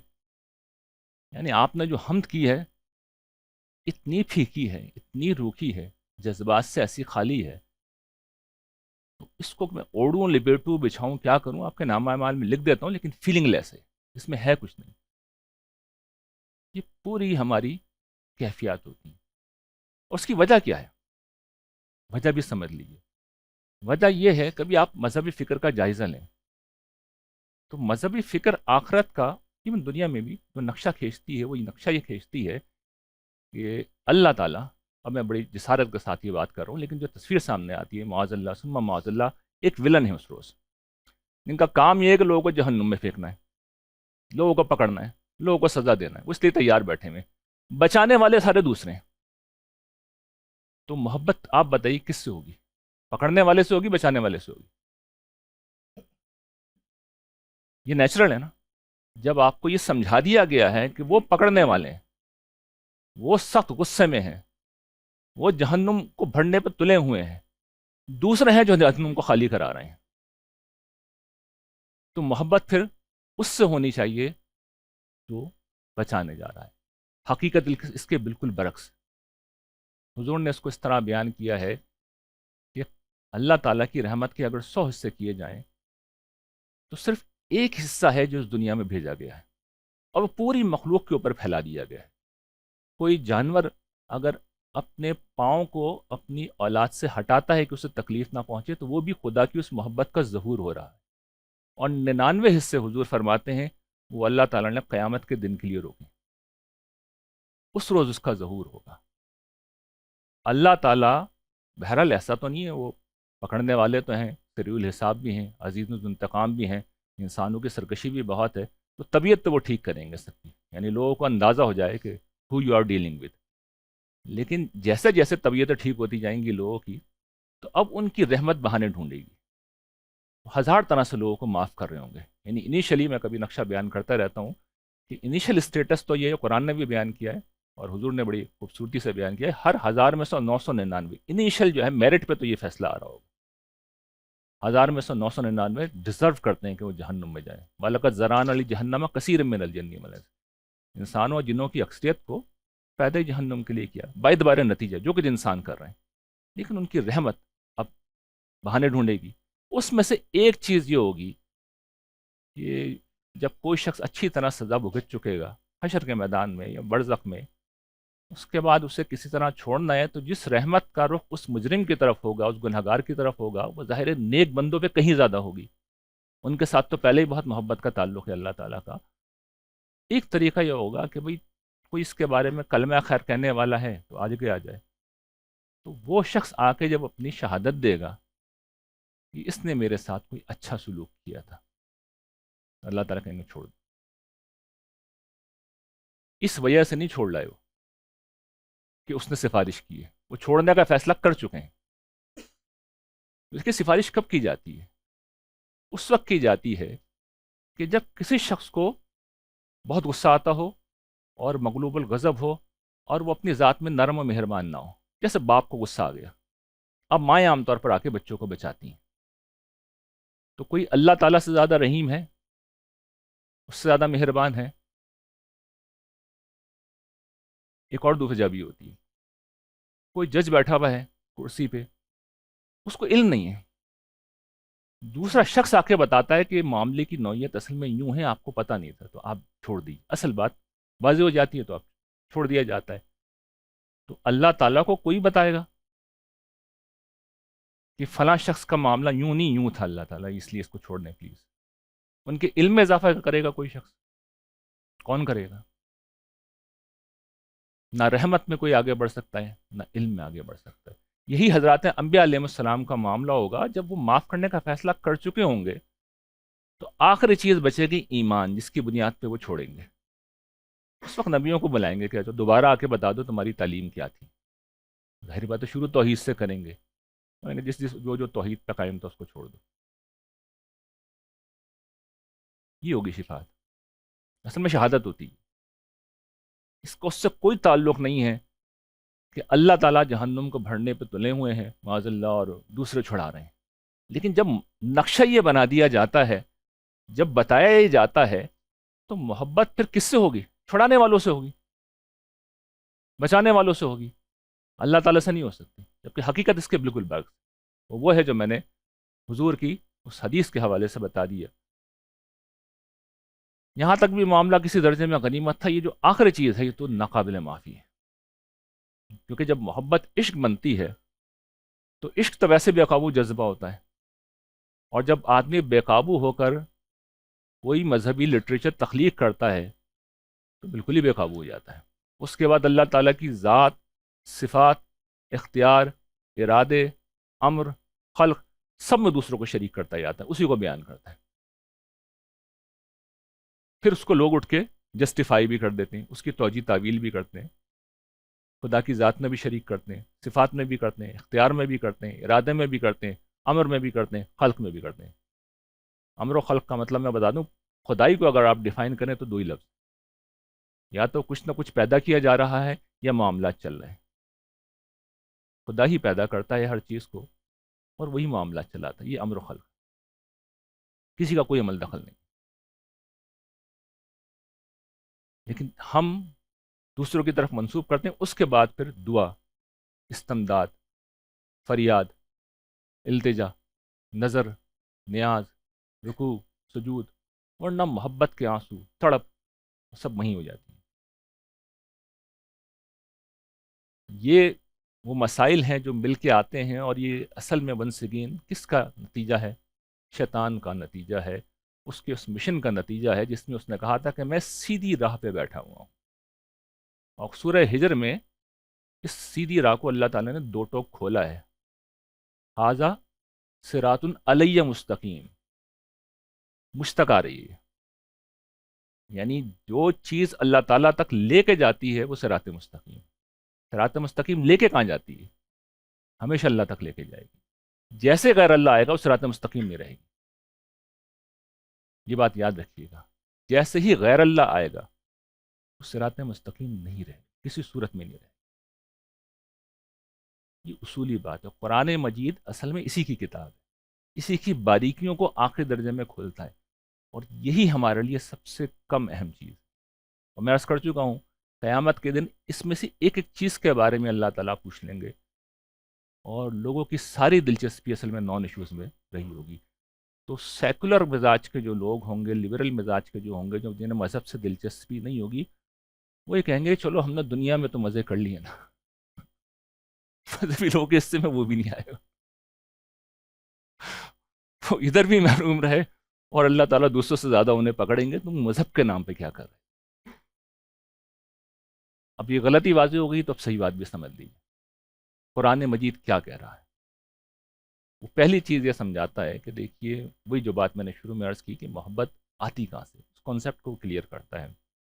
وَإِن تَعُدُّوا نِعْمَتَ اللَّهِ لَا تُحْصُوهَا، تم اگر شمار کرنا چاہو اللہ کی نعمتوں کا، شمار نہیں کر سکتے۔ پچھلی دفعہ میں نے بہت ڈیٹیل میں اس پہ بات کی تھی، بتایا تھا ہم اگیر نعمت ہیں۔ تو اب دیکھیے، اللہ تعالیٰ نے شریعت بھی ایسی مقرر کی ہے کہ یہ محبت نیچرلی پیدا ہوتی ہے اگر شریعت پہ سوچ سمجھ کے عمل کیا جائے۔ مثال کے طور پر شریعت کے بنیادی احکام میں سے حکم ہے نماز۔ نماز میں ہم، آپ غور کیجئے، سورہ فاتحہ کو بار بار دہرا رہے ہوتے ہیں۔ سورہ فاتحہ کا میسج کیا ہے؟ الحمدللہ رب العالمین، اللہ کا شکر ہے جو کائنات کا پالنہار ہے، الرحمن الرحیم، سراسر رحمت ہے، اس کی شفقت ابدی ہے۔ اچھا، لوگ بجائے کہ اس میسج کو گراسپ کریں، اس کو سمجھیں، اکثر اعتراض کرتے ہیں قرآن میں تو اللہ تعالیٰ اپنی تعریف خود ہی کرتے رہتے ہیں، یہ تو بہت ہی بری چیز ہے، یہ تو اخلاقی برائی ہے۔ اللہ تعالیٰ اپنی تعریف نہیں کر رہے، ایجوکیٹ کر رہے ہیں، بتا رہے ہیں، یہ حقیقت ہے۔ وہ معلم بھی ہے، الرحمن علم القرآن، قرآن سکھایا انہوں نے، اور اس لیے نہیں سکھا رہے کہ تم ان کی تعریف کرو یا میں ان کی تعریف کریں۔ کوئی چمار بادشاہ کی تعریف کرے تو بادشاہ کو کوئی فرق پڑے گا؟ وہ غنی عن العالمین ہے۔ حضور نے فرمایا کہ 4 انگل جگہ بھی نہیں ہے آسمانوں میں جہاں کوئی فرشتہ سر رکھ کے زمین پر قدموں میں اللہ تعالیٰ کے گرا بنا ہو۔ آسمان و زمین کا ایک ایک ذرہ ان کی حمد کر رہا ہے، تسبیح کر رہا ہے، تو انہیں میری آپ کی حمد کی ضرورت کیا ہے؟ کوئی ضرورت نہیں ہے۔ وہ چاہتے یہ ہیں کہ ہم کچھ اخلاقی انسان بن جائیں، اس لیے کہ ایک شکر گزاری بنیادی اخلاقی رویہ ہے، یعنی اس سے سارا خیر پیدا ہوتا ہے، وہ یہ سکھا رہے ہیں، اور اس کے نتیجے میں وہ اپنی سب سے بڑی نعمت جنت دینا چاہتے ہیں، وہ عنایت کر رہے ہیں، ایجوکیٹ کر رہے ہیں، وہ سکھا رہے ہیں۔ تو جب یہ چیز آدمی پورے شعور کے ساتھ دہرائے گا تو اسے احساس ہوگا نا، یہ جملہ ایک حقیقت کو بیان کر رہا ہے، نعمت ہی نعمت ہے، عطا ہی عطا ہے، بخشش ہی بخشش ہے، گلاس بھرا ہوا ہے، خالی نہیں ہے، 99.9% بھرا ہوا ہے، اہم ترین چیزیں مل چکی ہیں، فری میں مل رہی ہیں، مستقل ملے جا رہی ہیں۔ یہ یاد دہانی ہے، اس کا اظہار سب سے بڑھ کر کہاں ہوتا ہے؟ حضور کی اپنی زندگی میں ہوتا ہے۔ الحمدللہ الذی احیانا بعد ما اماتنا والیہ النشور، حضور کی یہ صبح اٹھنے کی دعا ہے، اس کے بعد سے جو اللہ تعالیٰ کی ہم شروع کرتے تھے حضور، ہر دوسری دعا میں یہی الفاظ آتے ہیں۔ تو یہاں سے محبت پیدا ہوتی ہے کہ عنایت مسلسل تو ہو رہی ہے، احساس مسلسل پیدا کرو، عنایت مسلسل تو ہو رہی ہے، احساس مسلسل میں جی۔ دوسری چیز یہ سمجھ لیجئے کہ پہلی چیز تو محبت کی شریعت میں ایک حقیقت تھی، یعنی اعمال کی حقیقت بھی ہوتی ہے نا، تو محبت کی حقیقت شکر گزاری ہے۔ محبت کی شریعت میں اتباع جو ہے وہ فرض ہے، اس کو قرآن مجید نے بالکل دو ٹوک واضح کیا ہے، اور مخاطب کون ہے؟ میں اور آپ نہیں ہوں، صحابہ اکرام بھی نہیں ہیں، وہ لوگ تھے جو کہتے تھے نانو ابناء اللہ واحباؤ، ہم اللہ تعالیٰ کی معاذ اللہ اولادیں ہیں، اس کے بیٹوں کی طرح ہیں اور اس کے محبوب بندے ہیں۔ ان سے یہ کہا ہے کہ ان کنتم تحبون اللہ فاتبعونی یحببکم اللہ، محبت کے دعوے دارو، محبت کرنی ہے نا تو یہ میرے نبی آ گئے، ان کی پیروی کرو، پھر اللہ محبت کرے گا تم سے۔ دو ٹوک انہوں نے بتاؤ یہ کیوں کہا ہے، اس کو سمجھ لیجیے، یہ اہل کتاب سے کہا ہے، کیوں کہا ہے؟ اس لیے کہ مذہبی لوگوں کی اپنی ایک خود ساختہ دینداری ہوتی ہے، جس کو ابھی میں نے تھوڑی دیر پہلے بیان کیا، نان ایشوز کی ایک دنیا ہوتی ہے، ان کے اپنے معتقدات ہوتے ہیں، ان کی ایمانیات ہوتی ہیں، ان کی اپنی خود ساختہ شریعت ہوتی ہے، ان کا اپنا نیکی کا معیار ہوتا ہے، وہ یہود و نصارہ میں تھی، کہا سب کو چھوڑ دو، سب سے پہلے اپنے ایمانیت کو چھوڑو۔ محبت پہلی قربانی جو مانگتی ہے نا وہ ایمانیت کی مانگتی ہے، اور یہ آج بھی مانگ رہی ہے۔ ہر مسلمان فرقے کے اپنے معتقدات ہیں، جبکہ قرآن مجید کے جو ایمانیات ہیں، جو حضور کے ایمانیات ہیں، وہ 5 ہیں، اس پہ گنتی پوری ہو جاتی ہے۔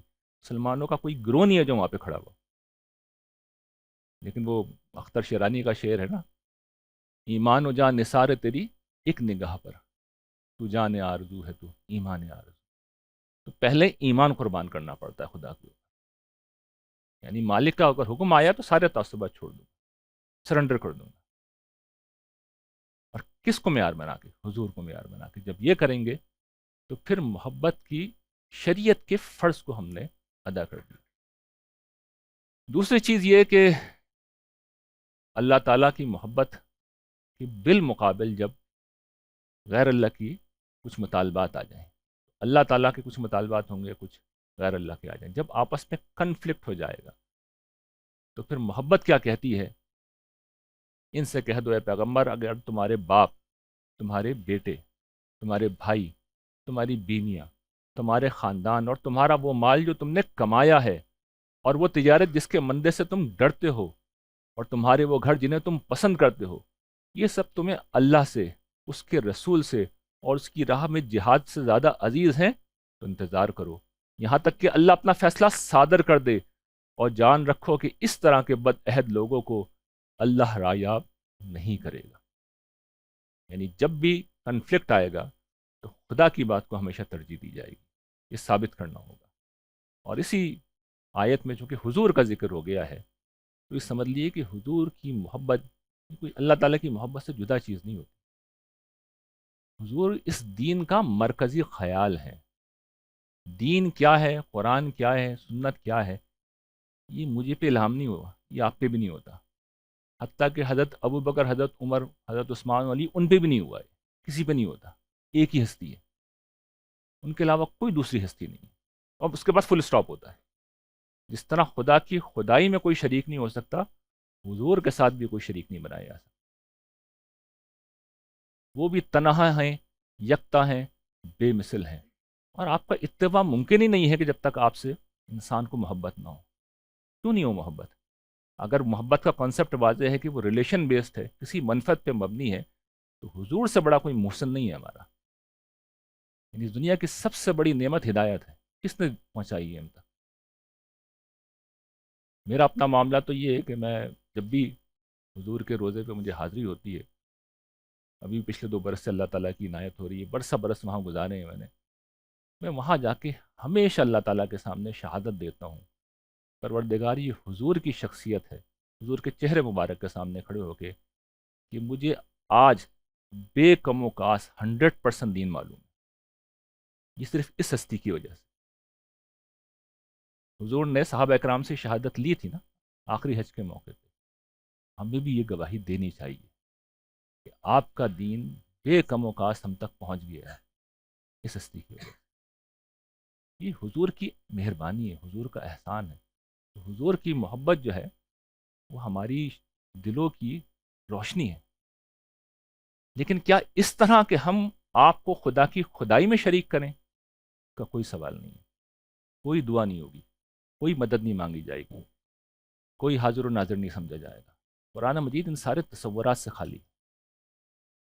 اصل حضور کی محبت کا حق کیا ہے کہ حضور کو مذہب کے معاملے میں تنہا ماخذ سمجھا جائے، فل اسٹاپ، اور پھر آپ کے اتباع، آپ کے پیروی کو لازم بنا لیا جائے۔ اس کا نتیجہ جانتے ہیں کیا نکلے گا؟ حضور نے ایک روایت میں اس کو واضح کیا نا، جب بھی کوئی شخص اچھا کام کرتا ہے، جاری کرتا ہے، جو کرتا ہے اس کا ایک اجر اس بات کے، اس سنت کو جاری کرنے والوں کو دیا جائے گا، اس طریقے کو جاری کرنے والوں کو دیا جائے گا۔ تو دین کس نے دیا ہے؟ حضور نے۔ عمل ہم کر رہے ہیں، تو ہمارے عمل کا ایک حصہ کس کو جائے گا؟ حضور کو جائے گا۔ تو جس وقت ہم صحیح دین پہ عمل کریں گے، ہماری ذات حضور کے لیے اصل میں اپنے عمل سے بلندی درجات کا سبب بن رہی ہے۔ پھر جس طرح ہمیں سکھایا گیا، حضور پر درود و سلام ہو، یعنی سلامتی کی دعائیں ہیں اور رحمت کی دعا ہے۔ یہ ہے حضور کی محبت، اور یہ بنیاد ہے، اس کے بغیر دین ہو نہیں سکتا۔ اس کے بعد آخری اور سب سے اہم سوال یہ ہے کہ کیا غیر اللہ کی محبت بالکل ناجائز ہے؟ یہ دین نے ہرگز نہیں کہا۔ اس طرح کی غیر فطری باتیں اللہ تعالیٰ نہیں کرتے۔ 2 چیزیں بس انہوں نے واضح کر دی۔ پہلی چیز جو انہوں نے توجہ دلائی ہے کہ جو آیت کا پہلا جزء میں ترجمہ ہی پڑھ رہا ہوں کیونکہ وقت کم ہے، لوگوں میں ایسے بھی ہیں جو اوروں کو اللہ کے برابر ٹھہراتے ہیں، وہ ان سے اسی طرح محبت کرتے ہیں جس طرح اللہ سے محبت کرتے ہیں۔ یعنی اللہ کے برابر ٹھہرانے کا مطلب یہ نہیں ہے کہ یہ یونیورس کی جو کمپنی ہے اس میں 50% شیئر اللہ تعالیٰ کے، 50% شیئر دوسروں کے، معاذ اللہ 1% شیئر بھی کسی دوسرے کو دیا نا تو یہ برابری ہوگی، کوئی گنجائش نہیں ہے۔ جیسے آپ نے کسی کو دوسرے کو حصے دار بنایا، اس لیے کہ عنایتیں تو ہو رہی ہیں، وہ عنایتوں کے بعد شکر گزاری کرو، ادھر مڑنا ہے، محبت کرو، ادھر مڑنا ہے، تو یہ نیچرل نتیجہ نکلے گا۔ تو اس طرح نہیں ہو سکتا، خدا کے برابر کسی درجے میں بھی کوئی نہیں ہوگا، اس کا کوئی سوال نہیں۔ اور دوسری چیز یہ، وہی بات والذین آمنوا اشد حبا للہ، کہ اگر خدا کے مطالبات اور غیر خدا کے مطالبات آ گئے ہیں تو پھر ترجیح اللہ تعالیٰ کو حاصل رہے گی، ترجیح اللہ تعالیٰ کی اپنی ہستی کو حاصل رہے گی۔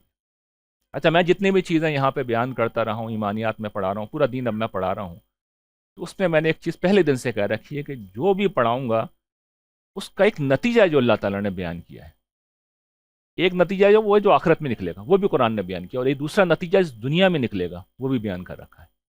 تو اب آپ دیکھ لیجیے اس کا نتیجہ کیا نکلے گا۔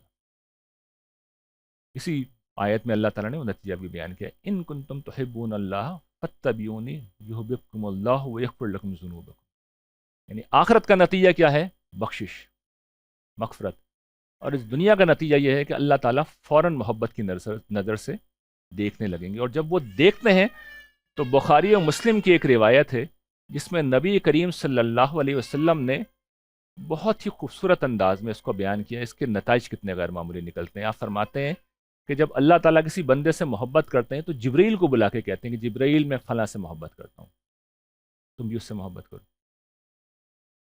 اس کے بعد حضرت جبرائیل علیہ السلام آسمانوں پر صدا بلند کرتے ہیں کہ فلاں سے مجھے محبت ہے.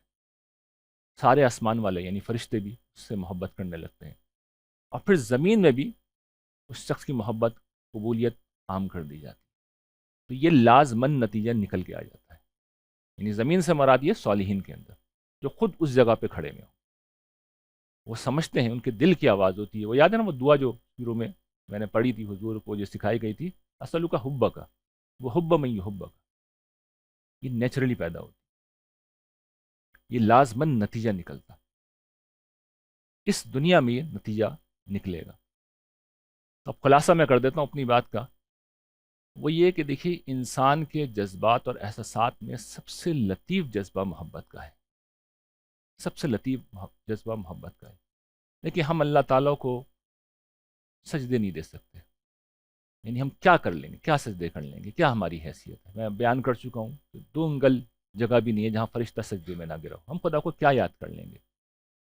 کائنات کا ذرہ ذرہ اس کی تسبیح کر رہا ہے، ہم اس کی کیا اطاعت کر لیں گے؟ اول تو کرتا ہی نہیں ہے، لیکن فرض کر لیں کوئی کر بھی لیا تو کوئی چاند سورج سے بھی زیادہ کر سکتا ہے جو اربوں سال سے آخری درجے کی اطاعت کر رہے ہیں. مقررہ ٹائم پہ نکلتے ہیں، مقررہ ٹائم پہ ڈوبتے ہیں. پوری کائنات اسی طرح کر رہی ہے.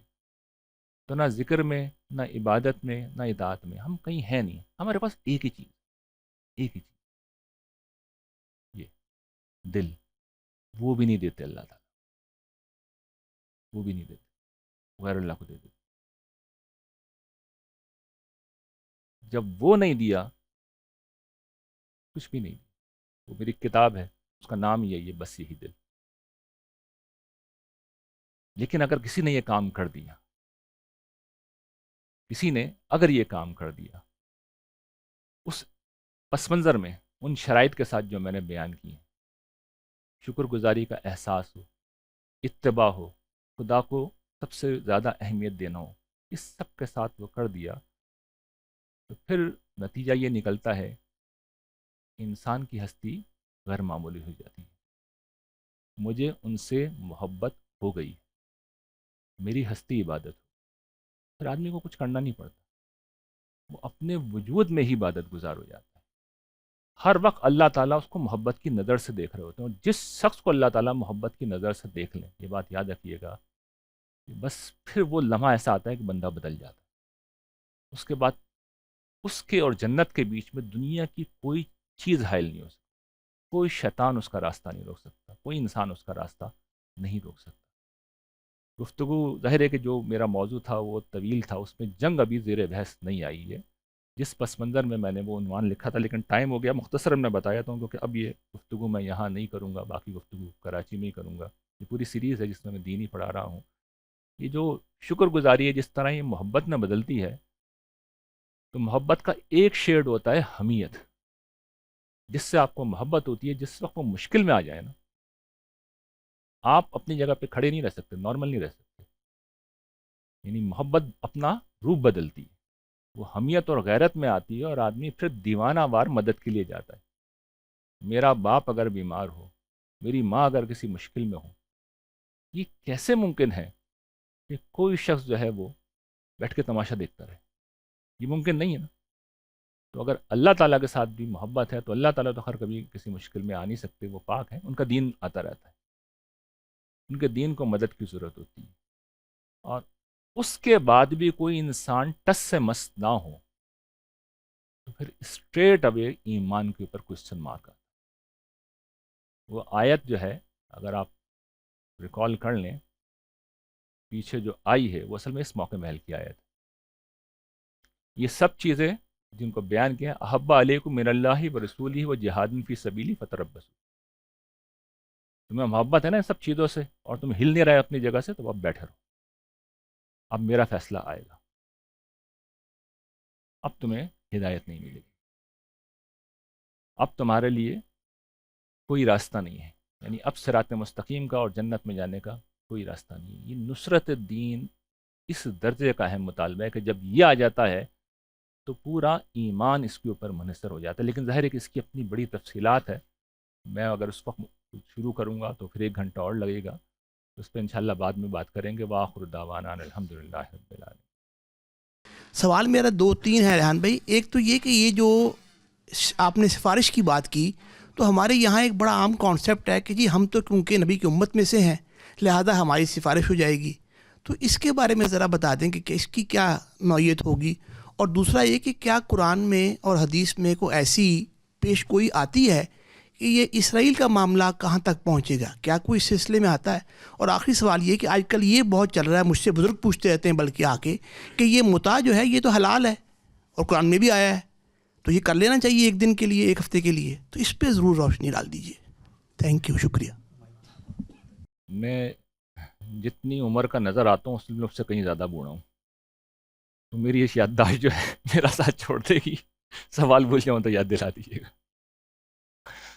پہلا سوال آپ کا یہ تھا کہ یہ جو مسلمانوں کی امت کے طور پہ نجات کا معاملہ ہے، میں اکثر لوگوں کو یہ توجہ دلاتا ہوں کہ یہ جو قرآن مجید کی ابتدائی 4 5 صورتیں ہیں، بقرہ، آل عمران، نساء، مائدہ، کبھی آپ ان صورتوں کو اس پہلو سے پڑھیں کہ ان میں اللہ تعالیٰ نے اہل کتاب کے معاملات کو بیان کیا ہے. اصولاً آپ کامن سینس سے، اگر میں مصنف ہوں نا، تو میں جس وقت کتاب لکھوں گا تو مجھے لگتا ہے یہ ترتیب ٹھیک نہیں ہے. یعنی اصولاً تو مجھے پہلے دعوت کو اپنی بیان کرنا چاہیے نا، وہ نہیں ہے. یہود و نصارہ کے معاملات ہیں. دعوت تو اصل میں مکی صورتوں میں زیادہ ہے اور آگے زیادہ آ رہی ہے. اب سوال یہ پیدا ہوتا ہے نا قرآن کے ایک طالب علم کے سامنے کہ یہود و نصارہ جنہوں نے اس کتاب کو پڑھنا ہی نہیں ہے، ان کے واقعات اتنی تفصیل سے کیوں لکھی ہیں، ان کی گمراہیاں اتنی تفصیل سے کیوں بیان کی ہیں؟ کیونکہ اللہ تعالیٰ کو پتہ تھا کہ یہ سارے لوگ جو اب نئی امت بن رہی، انہوں نے ایکشن ریپلے کرنا ہے، یہی کچھ کرنا ہے. تو آپ یہ دیکھ لیجئے کہ ابتدائی یہ جو 4 5 صورتیں ہیں، ان میں چند موضوعات میں سے ایک اہم موضوع گروہی نجات کا جو یہود و نصارہ کا تصور تھا اس کو ملیا میٹ کرنا ہے. اس کی بھرپور تردید کی گئی ہے. ابھی میں نے جملہ کہا تھا، نحن ابناء اللہ واحباؤہ، ہم بہت چہیتے ہیں، ہم اللہ کی اولاد کی طرح ہیں. لن تمسنا النار الا ایاما معدودات، گنتی کے چند دنوں کے سوا ہمیں آگ نہیں چھوئے گی.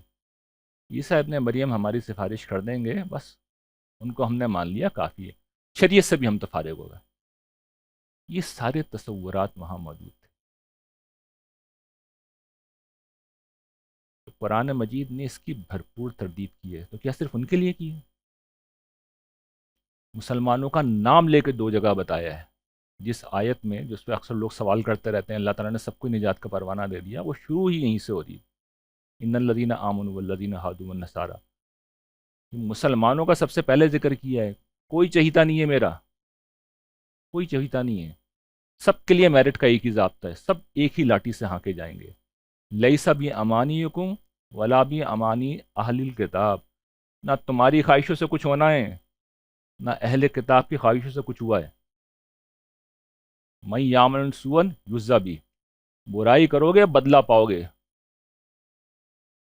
2 ٹوک ہے قرآن مجید، بالکل 2 ٹوک ہے. کچھ احادیث ہیں جن سے غلط فہمی ہو جاتی ہے. میں نے جب ایمانیات اس سے پہلے 12 لیکچر میں پڑھائی ہے، اس میں ایک ایک روایت کو لے کے بتایا ہے کہ حضور کیا رہے ہیں. حضور نے جو کچھ فرمایا ہے، وہ پہلی بات تو یہ کہ صحابہ اکرام سے کہہ رہے ہیں.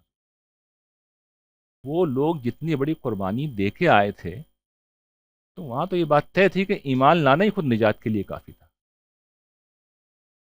بالکل معاملہ آپ سمجھ لیجیے کہ ایک شخص کنورٹ ہوا ہے، دین شرک چھوڑا ہے اس نے، تو اس کا کنورژن اس کی نجات کا سبب بن گیا. یہ بات ہے حضور بیان کر رہے ہیں، صحابہ اکرام بیان کر رہے ہیں، صحابہ اکرام کے لیے بیان کر رہے ہیں. وہ میرے آپ کے لیے بیان نہیں کر رہے ہیں، اس کے مخاطب میں اور آپ نہیں، ہم تو پیدائشی مسلمان ہیں. ہاں، اگر کوئی شخص آج پورے شعور کے ساتھ اسی طرح ایمان اپنے اندر تازہ کر لیتا ہے، تو پھر وہ اس خوشخبری کا مصداق ہو سکتا ہے. یعنی وہ اسی پیٹرن پہ چلا جو صحابہ کرام کا ہے کہ ایمان کو اس نے تازہ کیا. یعنی جس طرح یہود میں سے کچھ لوگ ایمان لائے تھے، عبداللہ ابن سلام وغیرہ جیسے لوگ ایمان لائے ہیں. تو اگر آج کوئی مسلمانوں میں سے بھی اسی طرح قرآن مجید کی تعلیمات پر ایمان لاتا ہے، اپنے فرقہ وارانہ معتقدات کو چھوڑ کر ایمان و اخلاق اور شریعت تک خود کو محدود کر لیتا ہے، پھر وہ اسی جگہ پہ آ جائے گا. یہ خوشخبری اس کے لیے. تو یہ بات بالکل واضح رہنا چاہیے. اس نوع کی جتنی روایات ہیں اس میں حضور کہہ ہی رہے ہیں، وہ بعد میں آنے والے مسلمانوں کے لیے اس میں رہنمائی کوئی نہیں. دوسرا آپ کا جو سوال تھا کس حوالے سے، اسرائیل کے حوالے سے قرآن مجید نے ایک اصول ہی بتا رکھی ہے. دو باتیں کہہ رکھی ہیں. ایک تو یہ کہ وہ مغضوبی علیہم ہیں، ان کے اوپر وقفے وقفے سے عذاب آتے رہیں. سورہ اعراف میں اللہ تعالیٰ نے یہ بات بیان کی ہے کہ قیامت کے دن تک میں ان پر ایسے لوگ مسلط کرتا رہوں گا جو انہیں بدترین عذاب دیں. لیکن ظاہر ہے کہ اس عذاب دینے کے لیے کچھ گیپس دینے ضروری ہیں. وہ ہوتا ہے نا، بکرا آتا ہے، اس کو کھلا پلا کے آپ کچھ تازہ کرتے ہیں، موٹا کرتے ہیں، تو یہ وہ گیپ دیتے ہیں، مہلت دیتے ہیں. اس مہلت کے عرصے میں یہ سب کچھ وہی کرنا شروع ہو جاتے ہیں جو آخری درجے کی ممنوعات، ظلم، بربریت، فساد. تو وہ پھر اس خاص جنریشن کے جرائم اس درجہ اسٹیبلش ہو جاتے ہیں کہ پھر وہ معاملہ ہو جاتا ہے. تو یہ تو ان کے ساتھ ہوتا رہے گا. دوسرا ان کے بارے میں یہ بتا دیا گیا ہے کہ قیامت تک یہ مسیحی حضرات کے تحت ہی رہیں گے، مغلوب ہی رہیں گے. تو دو چیزیں ہیں جو ان کے بارے میں جاری رہیں گی. ہاں، میں ہمیشہ توجہ لوگوں کو دلاتا ہوں کہ مسلمانوں کو یہود سے زیادہ اپنی فکر کرنی چاہیے. ان کے ساتھ تو ہوگی، ہمارے ساتھ ہو رہی ہے، ہمارے ساتھ ہو رہا ہے. اس وقت ہمیں جوتے مارے جا رہے ہیں، ذلیل کیا جا رہا ہے. 2 ارب مسلمان ہیں، 2 ارب دنیا کے مرکز میں رہ رہے ہیں. سب سے بڑا دنیا کا خزانہ اللہ تعالیٰ نے کم و بیش 1 صدی تک دیے رکھا ہے پیٹرول کا. ہم غلام تھے، انٹروین کیا انہوں نے، تاریخ کے دھارے میں انٹروین کیا ہے، آزادی دلوائی ہے ہمیں، غیر معمولی عنایات کی ہیں ہمارے ساتھ. اس کے بعد جب ہم سرکشی سے باز نہیں آئے تو پھر دور جدید میں سیکنڈ ایپیسوڈ ہے جو آیا، اور یہ بڑھے گا، یہ بڑھتا جائے گا. تو حق کی شہادت چونکہ انہیں دلوانی ہے، کام مسلمانوں کو دیا گیا تھا کہ تمہیں حق کی شہادت دینی ہے. جب مسلمان نہیں دیں گے تو اللہ تعالیٰ پھر ان کو سزا دے کے دنیا کو یہ بتاتے ہیں کہ دیکھو شہادت میں ایسے دلوا رہا ہوں. اس لیے کہ قرآن میں بتا دیا گیا ہے کہ ان کے اوپر نافرمانی کی صورت میں مسلط رہیں گے. میری کتاب آخری جنگ پوری اسی موضوع پہ تفصیل کے ساتھ، اور اس کتاب کو پڑھنے کے بعد کتنے لوگوں نے مجھے پڑھنا چھوڑ دیا تھا، اس لیے کہ مسلمانوں کی مذہبی فکر کو یہ باتیں پسند نہیں آتی. تیسرا سوال متع کے بارے میں تھا آپ کا غالباً. قرآن مجید تو بالکل واضح ہے کہ نکاح کا تعلق ہی ہے جو جائز ہے. اس کے علاوہ نکاح کیا ہوتا ہے یہ بھی بالکل بالبداہت واضح ہے. یعنی ایسا نہیں ہے کہ نکاح قرآن مجید نے آ کے بتایا ہو کہ نکاح کیا ہوتا ہے. نکاح تو ہو رہا تھا، حضور کا تو تاریخ میں آتا بھی ہے نا، حضور کا نکاح پڑھایا گیا تھا. تو نکاح کے اندر بنیادی شرط ہوتی ہے اعلان عام. اعلان عام بنیادی شرط ہوتی ہے. 2 چیزیں ہوتی ہیں، ایک اعلان عام اور دوسرا مستقل رفاقت. تو میں نکاح کو ایسے ڈیفائن کرتا ہوں کہ مستقل رفاقت کا اعلانیہ اظہار ہے، مستقل رفاقت کا اعلان عام ہے. 2 مرد و عورت اس مجلس میں کھڑے ہو کے کہہ دیں کہ جی آج سے ہم میاں بیوی کے طور پر ساتھ رہیں گے، میاں بیوی بن گئے، یعنی اب کہیں نہیں جا رہے. ہو سکتا ہے وہ اگلے دن طلاق ہو جائے، اس کا تو کوئی پتہ نہیں ہے، وہ راستہ تو کھلا رکھا ہے اللہ تعالیٰ نے. لیکن جس وقت نکاح کر رہے ہیں تو مستقل رفاقت کا ہی ارادہ ہے. یہ بائی ڈیفینیشن نکاح ہے. اس کے علاوہ ہر راستہ ناجائز. میرا جو سوال ہے وہ ایک ہی سوال کے 2 پہلو ہیں. جس طرح نیکی کا جذبے کے تحت ہم کوئی زندگی میں کام کرتے ہیں تو اس میں کچھ مشکلات آتی ہیں کہ ایک پہلو اس کا یہ ہے کہ جو آلریڈی لوگ نیکی کر رہے ہوتے ہیں، کسی سوسائٹی میں کچھ کوئی اجتماع ہو رہے ہوتے ہیں یا کوئی نیکی کے کام ہو رہے ہوتے ہیں، تو اگر کسی دوسرے پہلو سے نیکی کی جائے تو وہ جو آلریڈی لوگ نیکی کر رہے ہوتے ہیں تو ان کے ساتھ ایک ہم کہہ سکتے ہیں کہ پولیٹیکل کلیش آنے کا چانسز ہوتے ہیں.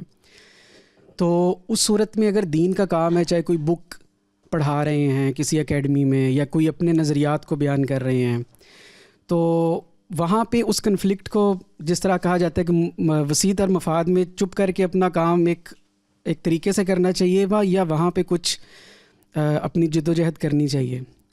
ایک پہلو اس کا. دوسرا پہلو یہ کہ جب انسان نیکی کا ارادہ کرتا ہے اور کسی بھی معاملے میں، چاہے وہ اپنا بزنس ہو یا اپنی ذاتی زندگی ہو، تو دوستوں کی طرف سے اور آگے پیچھے یہ مشورہ دیا جاتا ہے کہ جس طرح کہ اگر میں تو خدا کے راستے میں چلوں گا کہ مطلب میرا درجن تو 13 کا ہی ہوگا، اب انسان سوچ لیتے ہیں. تو دوست احباب مخلص طریقے سے یہ مشورہ دے رہے ہوتے ہیں کہ یار اس طرح تو تمہیں لوگ لوٹ لیں گے، یا تم خرابی کر رہے ہو، تم اپنے بیوی کے لیے کچھ بنا لو، بچوں کے لیے کچھ بنا لو، یہ کر لو. تو اس میں کیا جو اس میں مطلب سوال یہ ہے کہ اس میں اللہ تعالیٰ کی نظر میں اس کا کیا جواب ہے؟ انسان تو چلو جو بھی جواب دیتے ہیں ان کے اوپر کبھی بندہ مطمئن ہو جاتا ہے یا نہیں ہوتا، تو کیا اللہ اس چیز پر پوچھیں گے کہ مطلب کوئی 50 سال کی عمر میں جا کے کوئی ایکسیڈنٹ ہو جاتا ہے یا کوئی ایسا معاملہ آ جاتا ہے کہ جس سے زندگی میں کوئی بڑی خرابی آ جاتی ہے، تو انسان پچھتاوے کا شکار ہوگا کہ کاش میں تب معاملہ فہمی سے کام لیتا اور اپنے آپ کو جو ہے وہ تھوڑا پیسوں کے معاملے میں بھی اور باقی معاملات کے بارے میں اسٹرانگ کرتا. تو کیا یہ اللہ تعالیٰ اس کو مد نظر رکھیں گے یا تب خدا کی مدد آئے گی، یا اس میں اللہ تعالیٰ اس کو کس زاویہ نظر سے دیکھتے ہیں؟ اگر میں سوال نہیں کلیئر کر پایا تو ہو مزید گیا کلیئر. اس میں بیان کرتا ہوں. پہلے سوال کا جواب یہ ہے کہ اپنے نظریات بیان کریں گے تو ظاہر ہے یہ بتا دیں میرے نظریات ہیں، اور دین بیان کریں گے تو پیچھے سے پھر حوالہ دیتے گئے کہ یہ دین کی بات ہے، یعنی دلیل کے ساتھ بتا دیں کہ یہ دین کی بات ہے. اس کے بعد اللہ کا شکر ہے ہمیں اللہ تعالیٰ نے اس دور سے اب نکال دیا ہے جہاں پر فتنے کا دور تھا، یعنی پرسیکیوشن جب ہوتی تھی، ایون جو دور جدید میں پرسیکیوشن پیدا ہوئی تھی وہ بھی اب کچھ ہلکی ہو گئی ہے یا بڑی حد تک کم ہو گئی ہے. تو دین کو دلیل کے ساتھ اچھے طریقے پہ آپ بیان کر دیں، اس پہ کوئی مسئلہ نہیں ہوتا، عام طور پہ نہیں ہوتا. اگر اپنے نظریات بیان کر رہے ہیں تو پھر یہ بتا دیں کہ یہ میرا نقطہ نظر ہے، اور اس میں اگر کوئی اس پوری صورتحال میں اگر کوئی ریٹیلیشن ہوتا ہے تو اب یہ تو ڈپینڈ کرتا ہے نا کس طرح کے حالات ہیں، کس طرح کا ریٹیلیشن ہو رہا ہے. اگر دین بیان کر رہے ہیں پھر تو آدمی کو ثابت قدمی کے ساتھ ڈٹے رہنا چاہیے کہ بھئی یہ میں دین بیان کر رہا ہوں، یہ دلیل ہے، اور یہ میں اپنی طرف سے کوئی بات نہیں کہہ رہا. اپنا نظریہ تو آدمی کمپرومائز کر سکتا ہے، دین پہ کمپرومائزز نہیں کرنی چاہیے. تاہم اللہ تعالیٰ ہر شخص کے حالات کی رعایت کرتے ہیں. اگر آپ کو کسی جگہ پر اس کی بھی اجازت نہیں ہے پھر ٹھیک ہے، آپ اس کے پابند نہیں ہیں کہ آپ اس کو بیان کریں، کیونکہ جو دعوت کی ذمہ داریاں یہ سمجھ لیجیے کہ اللہ تعالیٰ نے ہر شخص پہ جدا ڈالی. یہ اصلاً علماء کی ذمہ داری ہے کہ وہ پبلک میں کھڑے ہو کر گفتگو کریں، اس لیے کہ وہ پھر اے ٹو زی ہر چیز سے واقف ہوتے ہیں اور وہ دلیل سے اپنا مقدمہ رکھ سکتے ہیں. عام آدمیوں کو تو یہ ذمہ داری دی گئی ہے کہ تم تواصب بالحق، تواصب بالصبر، امر بالمعروف و نہی عن المنکر کرو. یہ جو اگلا لیکچر آ رہا ہے اس میں یہ ساری چیزیں زیر بحث آ رہی ہیں. یہ ساری اسی نوعیت کی چیزیں ہیں جس میں یہ ساری چیزیں اصل میں زیر بحث آ جائیں گی. وقت نہیں تھا اس لیے میں نے بیان نہیں کیا. دوسرا، جہاں تک آپ کا سوال ہے، تو دیکھیے دین اس طرح کا ہم سے کوئی مطالبہ نہیں کرتا کہ آپ اپنے جو بنیادی ضروریات ہیں ان کو کمپرومائز کر کے دین کے لیے کچھ کریں. اللہ تعالیٰ نے ایک عام آدمی کو جو ذمہ داری دی ہے وہ ایمان کی دی ہے، عمل صالح کی دی ہے، اور اپنے دائرے میں تواصب بالحق، تواصب بالصبر کی ذمہ داری دی ہے. اس میں ظاہر ہے کہ ایسی کوئی چیز نہیں. مالی مطالبہ جس کی آپ بات کر رہے ہیں وہ فرض جو ہے وہ صرف زکوٰۃ ہی ہے، وہ کوئی اتنی زیادہ نہیں ہوتی کہ آدمی کا دیوالیہ ہو جائے، اور وہ جس کے پاس پیسے ہوں گے اسی کے اوپر ہوگی، جس کے پاس پیسے نہیں ہیں اس کے اوپر تو ہوتی بھی نہیں ہے. تو فرض تو اس میں کوئی چیز ہے ہی نہیں. اور جو نصرت دین وہ موقع ہو سکتا ہے کہ جس میں آدمی ایک حد سے زیادہ جا کے کرتا ہے، تو لیکن اس میں ہر شخص کو اپنا صورتحال دیکھ لینی چاہیے. یہ تو میرے خیال میں درست رویہ نہیں ہوگا کہ آدمی اپنی بیوی بچوں کے لیے کچھ نہ کرے اور پھر سب کچھ کر دے. تو یہ ایک ایسا رویہ ہے کہ جو میں تو کبھی ایڈوائز نہیں کروں گا. تاہم یہ میں گارنٹی آپ کو کر دوں کہ کوئی شخص اگر یہ بازی کھیل لے تو کمپرومائزز کرنے پہ آمادہ اگر وہ نہیں ہے اور پورے حوصلے کے ساتھ کچھ عرصے تک کھڑے رہے تو اللہ تعالیٰ پھر آؤٹ آف دا وے آ جاتے ہیں. لیکن اس کا مشورہ نہیں دوں گا میں کبھی. یہ بہت مشکل کام ہے، یہ بہت مشکل کام ہے. آدمی کی چیخیں نکل سکتی ہیں اس سے. تو عام آدمی کو یہ بات کہی نہیں جاتی. یہ تو بہت ہی خاص قسم کے لوگ ہوتے ہیں جو تن من دھن لگا دیتے ہیں. یہ پھر وہ لوگ ہوتے ہیں جو محبت جن کی آخری درجے میں پہنچی ہوتی ہے نا، بس وہ پھر فدا کر دیتے ہیں اپنے آپ کو. پھر اللہ تعالیٰ ان کے معاملات سنبھال لیتے ہیں، لیکن پھر بہت بہت بڑا امتحان ہوتا ہے. یہ پھر ادھر یا ادھر. یہ ٹاپ لیول کے مقربین کا ہی مقام ہے. ہمارے جیسے ہما شما کو سوچنا بھی نہیں چاہیے تھا. کہ ہمارے دین میں روحانی علاج کی کیا جگہ ہے. جیسے کہ آپ کچھ اپنے ساتھ ایسا محسوس کرتے ہیں، آپ کہیں خود نہیں گئے، اچانک آپ کو بہت دعا کے بعد کہ اللہ تعالیٰ میرے اوپر کچھ عنایات کر دے یا اس سے مجھے نجات دے دے. کوئی شخص آپ کے چل کے آپ کے پاس آ جاتا ہے اور آپ کو یعنی دم کرانے کی ہی صورت میں ہو، آپ کو افاقہ بھی محسوس ہوتا ہے. تو ہمارے دین میں اس کی کیا گنجائش کیا ہے، اور یہ شرک کے کتنا قریب ہو سکتا ہے یہ بھی. اور دوسری چیز یہ ہے کہ بچے میچور ہو گئے ہوں اور اپنی فنانشلی سچویشن بھی بہتر کر چکے ہوں، اور ان کی شادی کی آپ کے نزدیک بہتر عمر کیا ہونی چاہیے. تیسری چیز یہ ہے کہ والدین اگر بچپن سے ہی بچے کے سامنے نماز پڑھ رہے ہیں، الحمدللہ کوئی اس طرح کا معاملہ نہیں ہے، تو بچے اپنی 12-13 سال کی عمر کے بعد بھی نماز کی طرف خود راغب نہیں ہو رہے، تو ہم انہیں کتنا فورس کر سکتے ہیں؟ یہ پہلے سوال کا جواب یہ ہے کہ اگر کوئی مشرکانہ چیز اس میں نہیں ہے تو پھر اس میں کوئی حرج نہیں ہے. اصل مسئلہ یہ ہے کہ کوئی غیر اللہ سے استمداد ہو. عام طور پہ اس طرح کی چیزوں میں خرابی اس وقت آتی ہے جب شیاطین یا جنات سے مدد مانگی جاتی ہے. تو ان چیزوں سے ہمیشہ پرہیزی کرنا چاہیے. اللہ تعالیٰ سے مدد مانگ کے، یعنی فلق و ناس پڑھ کے بھی تو یہ روایات میں آتا ہے نا، اس میں کوئی حرج نہیں ہے. یعنی آدمی اس کا ایک نفسیاتی اثر محسوس کرتا ہے، تو اس میں کوئی حرج نہیں ہے. دوسرا آپ کا جو سوال تھا وہ غالباً بچوں کی تربیت کے حوالے سے تھا یا نماز کے حوالے سے. صحیح عمر بچوں کی اگر وہ پہنچ جائیں بلوغت میں اور آپ انہیں تلقین بھی کر رہے ہوں، تو دیکھیے جب بچہ بڑا ہو جاتا ہے تو پھر وہ خود عند اللہ مسئول ہو جاتا ہے. آپ کی ذمہ داری نہیں رہتا. ہمیں توجہ دلاتے رہنا چاہیے، نرمی سے، محبت سے، شفقت سے. اصل میں ہوتا یہ ہے کہ ہم یہ بات نہیں سمجھتے. میں ہمیشہ مثال سے سمجھاتا ہوں کہ گھر میں جو ہے 20-20 کرکٹ والا میچ کھیل نہیں سکتے ہم.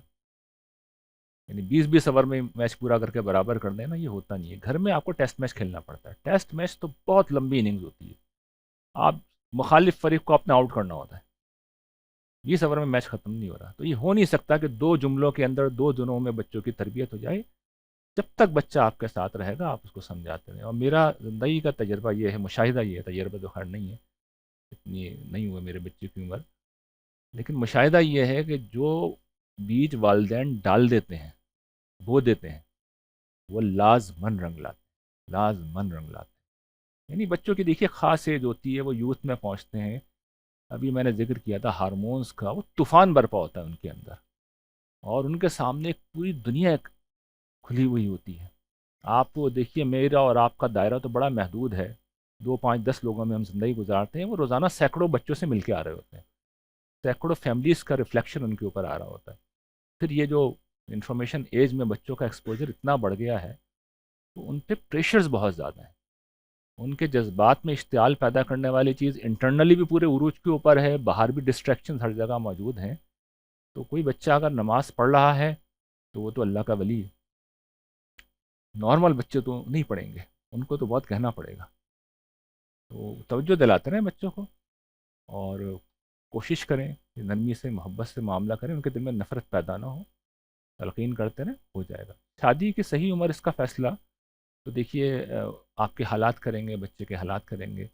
میرے خیال میں اگر ماں باپ افورڈ کر سکتے ہیں، کیونکہ ماں باپ کو ہی کرنی پڑے گی، جس عمر میں کی میں بات کر رہا ہوں 22 سال تک کر دینی چاہیے.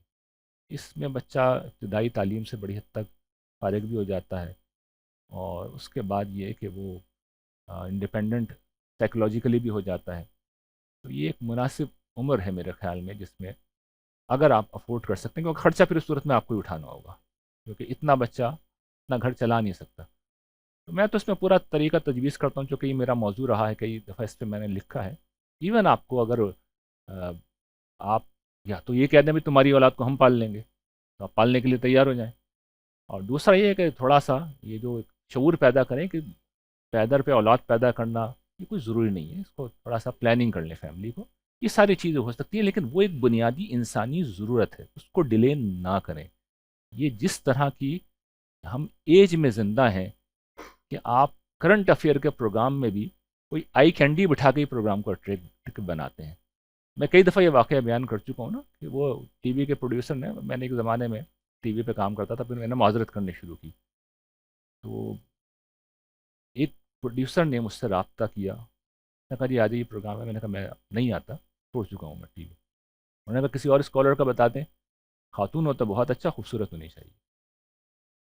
تو اگر اسکالر کا معیار یہ ہے تو آپ سمجھیے کہ ہمارا سماج اصل میں کر کیا رہا ہے۔ تو یہ ہم اپنے بچوں کے ساتھ، اپنے نوجوانوں کے ساتھ یہ ستم ڈھا رہے ہیں، تو انہیں دیر تک ان کی شادی کو مؤخر نہ کریں، سپورٹ کر سکتے ہیں تو جلد سے جلد کر دیں۔ آج کے موضوع کے حوالے سے ہی ایک سوال ہے کہ محبت، جس طرح ماشاءاللہ آپ نے بڑا خوبصورتی سے ایکسپلین کیا کہ کیسے محبت شکر گزاری کے جذبات سے لنکڈ ہے، اور اسی سے نصرت دین اور حمیت دین کا جذبہ بھی پھوٹتا ہے، تو یہ ایک پازیٹیو انسٹنکٹ ہے بیسیکلی۔ تو اس طرح جو فیئر یا خوف کا جذبہ ہے انسان میں، تو خدا کا خوف بھی ہم بچپن سے اسی طرح سنتے آتے ہیں کہ اس کو بھی یہ محبت اور خوف کے درمیان ایک نازک سا بیلنس ہے۔ تو یہ خدا کا خوف اور خدا کی محبت جو کہ شکر گزاری سے لنکڈ ہے، اس کے درمیان بیلنس جو ریشو پرپورشن ہے وہ آپ کے خیال میں کیا ہونی چاہیے؟ 50-50% ہے، یا کیسے اس کو دونوں کو اکٹھا بچوں کو خاص طور پہ لے کے چلنا چاہیے؟ اور دوسرا جو دنیا کی محبت ہے، اور آج کل کے مٹیریلزم کے دور میں جس طرح ہم اس میں اس طرح بچے سائیکولوجیکلی اس میں باؤنڈ ہیں ایک طرح کے، کہ وہ دنیا کی محبت اور خدا کی محبت کے درمیان بیلنس کو کس طرح مینٹین کر سکتے ہیں؟ شکریہ ڈاکٹر صاحب۔ یہ میں جو پڑھا رہا ہوں وہ خدا سے، پورے دین کو میں اصل میں خدا کے پس منظر میں پڑھا رہا ہوں، کیونکہ دین میرے نزدیک اصل میں دین کا جو ایمفیسس ہے وہ یہی ہے کہ گاڈ اورینٹڈ ہے۔ پورا دین جو ہے اصل میں ربانی بناتا ہے انسان کو، جو پیغمبروں کو کہا گیا ہے نا کہ وہ کونوا ربانیین، وہ یہی بناتے تھے۔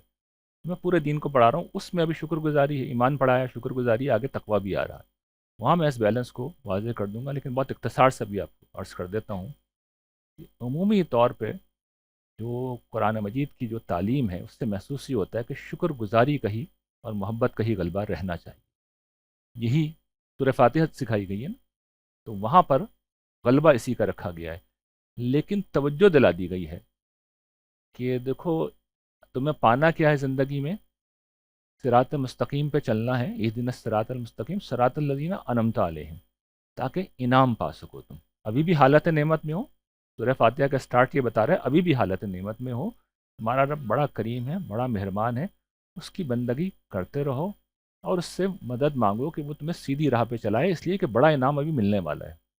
لیکن یاد رکھنا دوسری چیز بھی ہوتی ہے، کچھ لوگ ہوتے ہیں جن پر غضب ہوا ہے، ان کے راستے پہ کبھی نہیں چلنا۔ تو آدمی کو یہ ہمیشہ پتہ ہونا چاہیے کہ جیسے ہی میں صراط مستقیم سے ہٹوں گا تو اللہ تعالیٰ وہاں موجود ہے، اور پھر یہ پورا امکان ہے کہ میں خدا کے غضب میں گھر جاؤں گا، اور جو خدا کے غضب میں ایک دفعہ گھر گیا اس کی شامت آ گئی۔ تو اللہ تعالیٰ کی محبت جو ہے، اس کو میں مثال سے سمجھاتا ہوں، وہ ماں کی محبت نہیں ہے، وہ باپ کی محبت، قریب ہے، یعنی ایگزیکٹلی تو نہیں ہے، قریب اگر دنیا میں کوئی تمثیل پائی جاتی ہے تو باپ کی محبت ہے۔ باپ سے بھی محبت ہوتی ہے نا ہمیں، لیکن باپ کا خوف بھی ہوتا ہے۔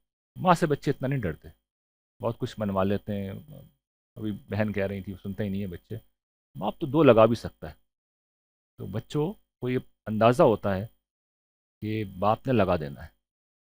تو اللہ تعالیٰ کی محبت کو سمجھیے کہ وہ جو بیلنس باپ کی محبت میں ہوتا ہے کہ باپ چاہتا بھی بہت ہے، کماتا سب کچھ خود ہے، ہارڈلی 5% بھی اپنے اوپر خرچ نہیں کرتا، باقی سب دری لگا دیتا ہے۔ اپنے اوپر نہیں کر رہا ہوتا باپ، یہ اس کی محبت ہے. لیکن باپ جو ہے جوتا بھی اٹھا سکتا ہے، 2 تھپڑ بھی لگا سکتا ہے، تو بچے پھر ڈرتے ہیں ذرا. تو یہ ذہن میں رہنا چاہیے کہ وہ لگا بھی سکتے ہیں اللہ تعالیٰ. یہ احساس تازہ رکھنا چاہیے کہ تمہارا واسطہ ایک ایسی ہستی سے ہے جس کی پکڑ سے تم بچ نہیں سکتے. تو اس پس منظر میں وہ بیلنس واضح رہنا چاہیے. دنیا کی محبت میں کوئی مسئلہ نہیں ہے، فطری چیز ہے. قرآن نے بیان کیا ہے کہ زُيِّنَ لِلنَّاسِ حُبُّ الشَّهَوَاتِ مِنَ النِّسَاءِ وَالْبَنِينَ، وہ پوری آیت جو سورۃ آل عمران کی ہے کہ ساری چیزیں رکھ دی ہیں، تمہاری فطرت میں رکھی ہیں. انسان کو عورتیں بھی اٹریکٹ کرتی ہیں، اولادیں بھی پسند ہیں، انسان کو مال و دولت بھی پسند ہے. لیکن یہ واضح رہنا چاہیے کہ یہی ساری چیزیں اعلیٰ ترین درجے میں آخرت میں آ رہی ہیں. وہاں کیسے ملیں گی یہ ذرا ملحوظ رکھے. تو کمپیریزن اصل میں یوں نہیں ہے کہ خدا کی محبت یا دنیا کی محبت. اصل میں کمپیریزن ہونا چاہیے مادی نعمتیں اس دنیا میں اور مادی نعمتیں آخرت میں. مادی نعمتیں جو فنا ہو جائیں گی، مادی نعمتیں جو ہمیشہ رہیں گی. مادی نعمتیں جو لوئسٹ کوالٹی کی ہیں، مادی نعمتیں جو ہائیسٹ کوالٹی کی ہیں. تو اگر آپ ان سب کے پیچھے ان سب کو کمپرومائز کر رہے ہیں تو غلطی کر رہے ہیں. وہاں پر بھی مادی نعمتیں، وہاں پر بھی مادی نعمتیں، وہاں پر بھی یہی زمین ہوگی، اسی کو اللہ تعالیٰ بدلیں گے. یہی گھر ہوں گے، بہت غیر معمولی کر دیے جائیں گے. یہی بیویاں ہوں گی، اس پہ کسی کو اعتراض تو نہیں ہے. ان کو غیر معمولی کر دیا جائے گا. یہی رشتے ناطے ہوں گے، ان کے اندر اللہ تعالیٰ مزید خیر پیدا کر دیں گے. ہر چیز ہائیسٹ لیول کے اوپر کر دی جائے گی. تو بھئی یہی چیزیں تو ہوں گی نا. آیا ہے دیکھیے، میں تو کامن سینس کی بات کہتا ہوں کہ ایک بیوی ہے، اس نے آپ کے ساری زندگی محبت کی ہے، خدمت کی ہے. ابھی جو میں نے پورا بیان کیا نا، آپ کا تعلق اب لسٹ افیئر کا نہیں ہے، لو افیئر ہے. یہ آپ کو اپنی بیوی سے محبت ہے. اس نے ساری زندگی اس نے سلوک سے پیش آئی ہے، آپ کے بچوں کو پالا ہے، سیکریفائس کی ہے. خواتین کیا کچھ سیکریفائس کرتی ہیں، ہم کو مردوں کا اس کا اندازہ نہیں ہے. وہ بہت کچھ سیکریفائس کرتی ہیں. تو آپ جب اس احساس میں جی رہے ہیں کہ اس خاتون نے میرے لیے اتنا کیا ہے، تو اللہ تعالیٰ یہ کہتے ہیں کہ تم اگر بہت بلندی پہ بھی پہنچ گئے نا، اور یہ بندی تمہاری محبوبہ پیچھے رہ گئی، میں اس کو لے کے آؤں گا، تمہارے پاس لاؤں گا، پیچھا نہیں چھوڑوں گی وہاں بھی.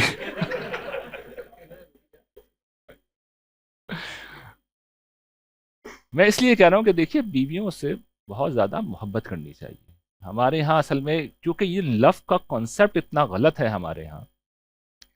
میری چونکہ والدہ نے میری بڑی اس معاملے میں تربیت کر رکھی ہے، اور میں سمجھتا ہوں خواتین ہی تربیت نہیں کرتی بچوں کی، اس کے بعد دوسری خواتین کو بھگتنا پڑتا ہے.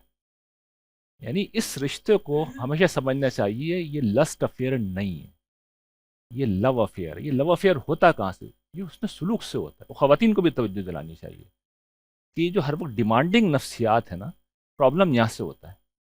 محبت کہاں سے آتی ہے؟ سیکریفائس سے آتی ہے، ایڈجسٹمنٹ سے آتی ہے، کمپرومائز سے آتی ہے. ہمارے یہاں اس وقت سانحہ یہ ہو گیا کہ یہ جو میاں بیوی کا رشتہ ہے، اس کو دوستی کا رشتہ سمجھ لیا گیا. یہ دوستی کا رشتہ نہیں ہوتا، دوستی کا رشتہ نہیں ہوتا، یہ برابری کا رشتہ بھی نہیں ہوتا. اس دور میں خواتین کا یہ بیسک پرابلم ہے. وہ برابری چاہتی ہیں، وہ دوستی چاہتی ہیں. اس کے ساتھ محبت نہیں رہ سکتی، اس کے ساتھ محبت نہیں رہتی، کمپرومائزز کرنی پڑتی ہیں. اور یہ میں آپ کو بالکل صحیح بات بتا رہا ہوں کہ 5-7 سال کے بعد کمپرومائزز مردوں کو کرنی پڑتی.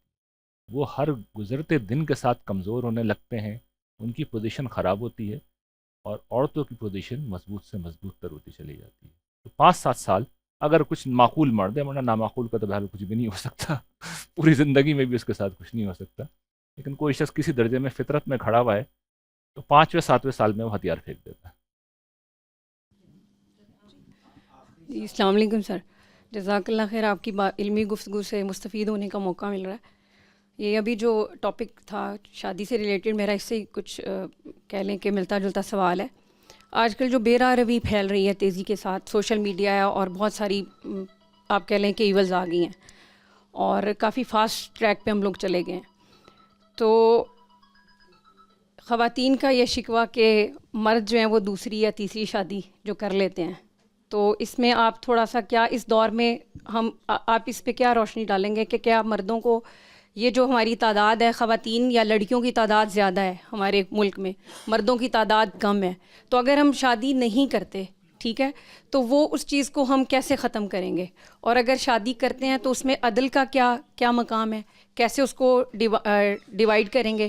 اور اگر ہم اس ڈر سے شادی دوسری یا تیسری نہیں کرنے دیتے یا کرتے خامن کہ عدل نہیں ہوگا، تو پھر وہ دوسرا معاملہ جو بیرا روی پھیل رہی ہے اور تعداد بڑھی ہوئی ہے، اس کو ہم کیسے کنٹرول کریں گے؟ دوسرا کوسچن میرا اسی کی کنٹینیوٹی میں ہے کہ اگر کوئی آپ عورت، دیکھ رہی ہیں میں دوسرا کوسچن ہمیشہ دوبارہ پوچھتا ہوں، تو آپ بہتر ہے کہ جی کوئی بات نہیں، پھر آپ کر لیجیے گا. جی دیکھیے یہ جو آپ نے بات کہی، پہلی بات تو سمجھ لیے جہاں تک مجھے یاد پڑ رہا ہے پاکستان میں تناسب اس طرح نہیں ہے کہ خواتین زیادہ ہیں. دنیا میں یہ تناسب ہے، پاکستان میں شاید کم ہے کیونکہ پریگننسی میں بہت مرتی ہیں. آپ کو شاید صورتحال بہتر ہوئی ہو، پاکستان میں ریشو نہیں. لیکن اگر وجہ یہ ہے کہ بے راروی سے بچنا ہے اور اس لیے دوسری خاتون سے شادی کرنی ہے، تو میں نے عرض کیا کہ دوسری خاتون جتنی بھی حسین ہو، پہلے سال کے اندر وہ بھی بس بیوی ہی رہ جاتی. مردوں کی نیچر ایک خاص طرح کی ہوتی ہے، یعنی انہیں مردوں کو سمجھنا چاہیے اپنی نفسیات کو. یہ ہر وقت تنوع چاہتے ہیں.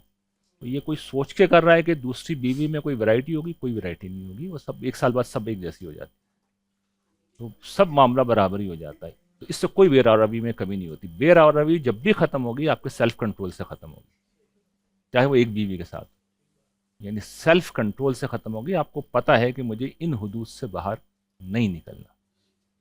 تو پہلی بات تو یہ سمجھ لیجیے کہ یہ بالکل فالس آرگومنٹ ہے کہ دوسری شادی سے بے راروی ختم ہو جاتی ہے. بے راروی سیلف کنٹرول سے ختم ہوگی، یہ بنیادی بات ہے.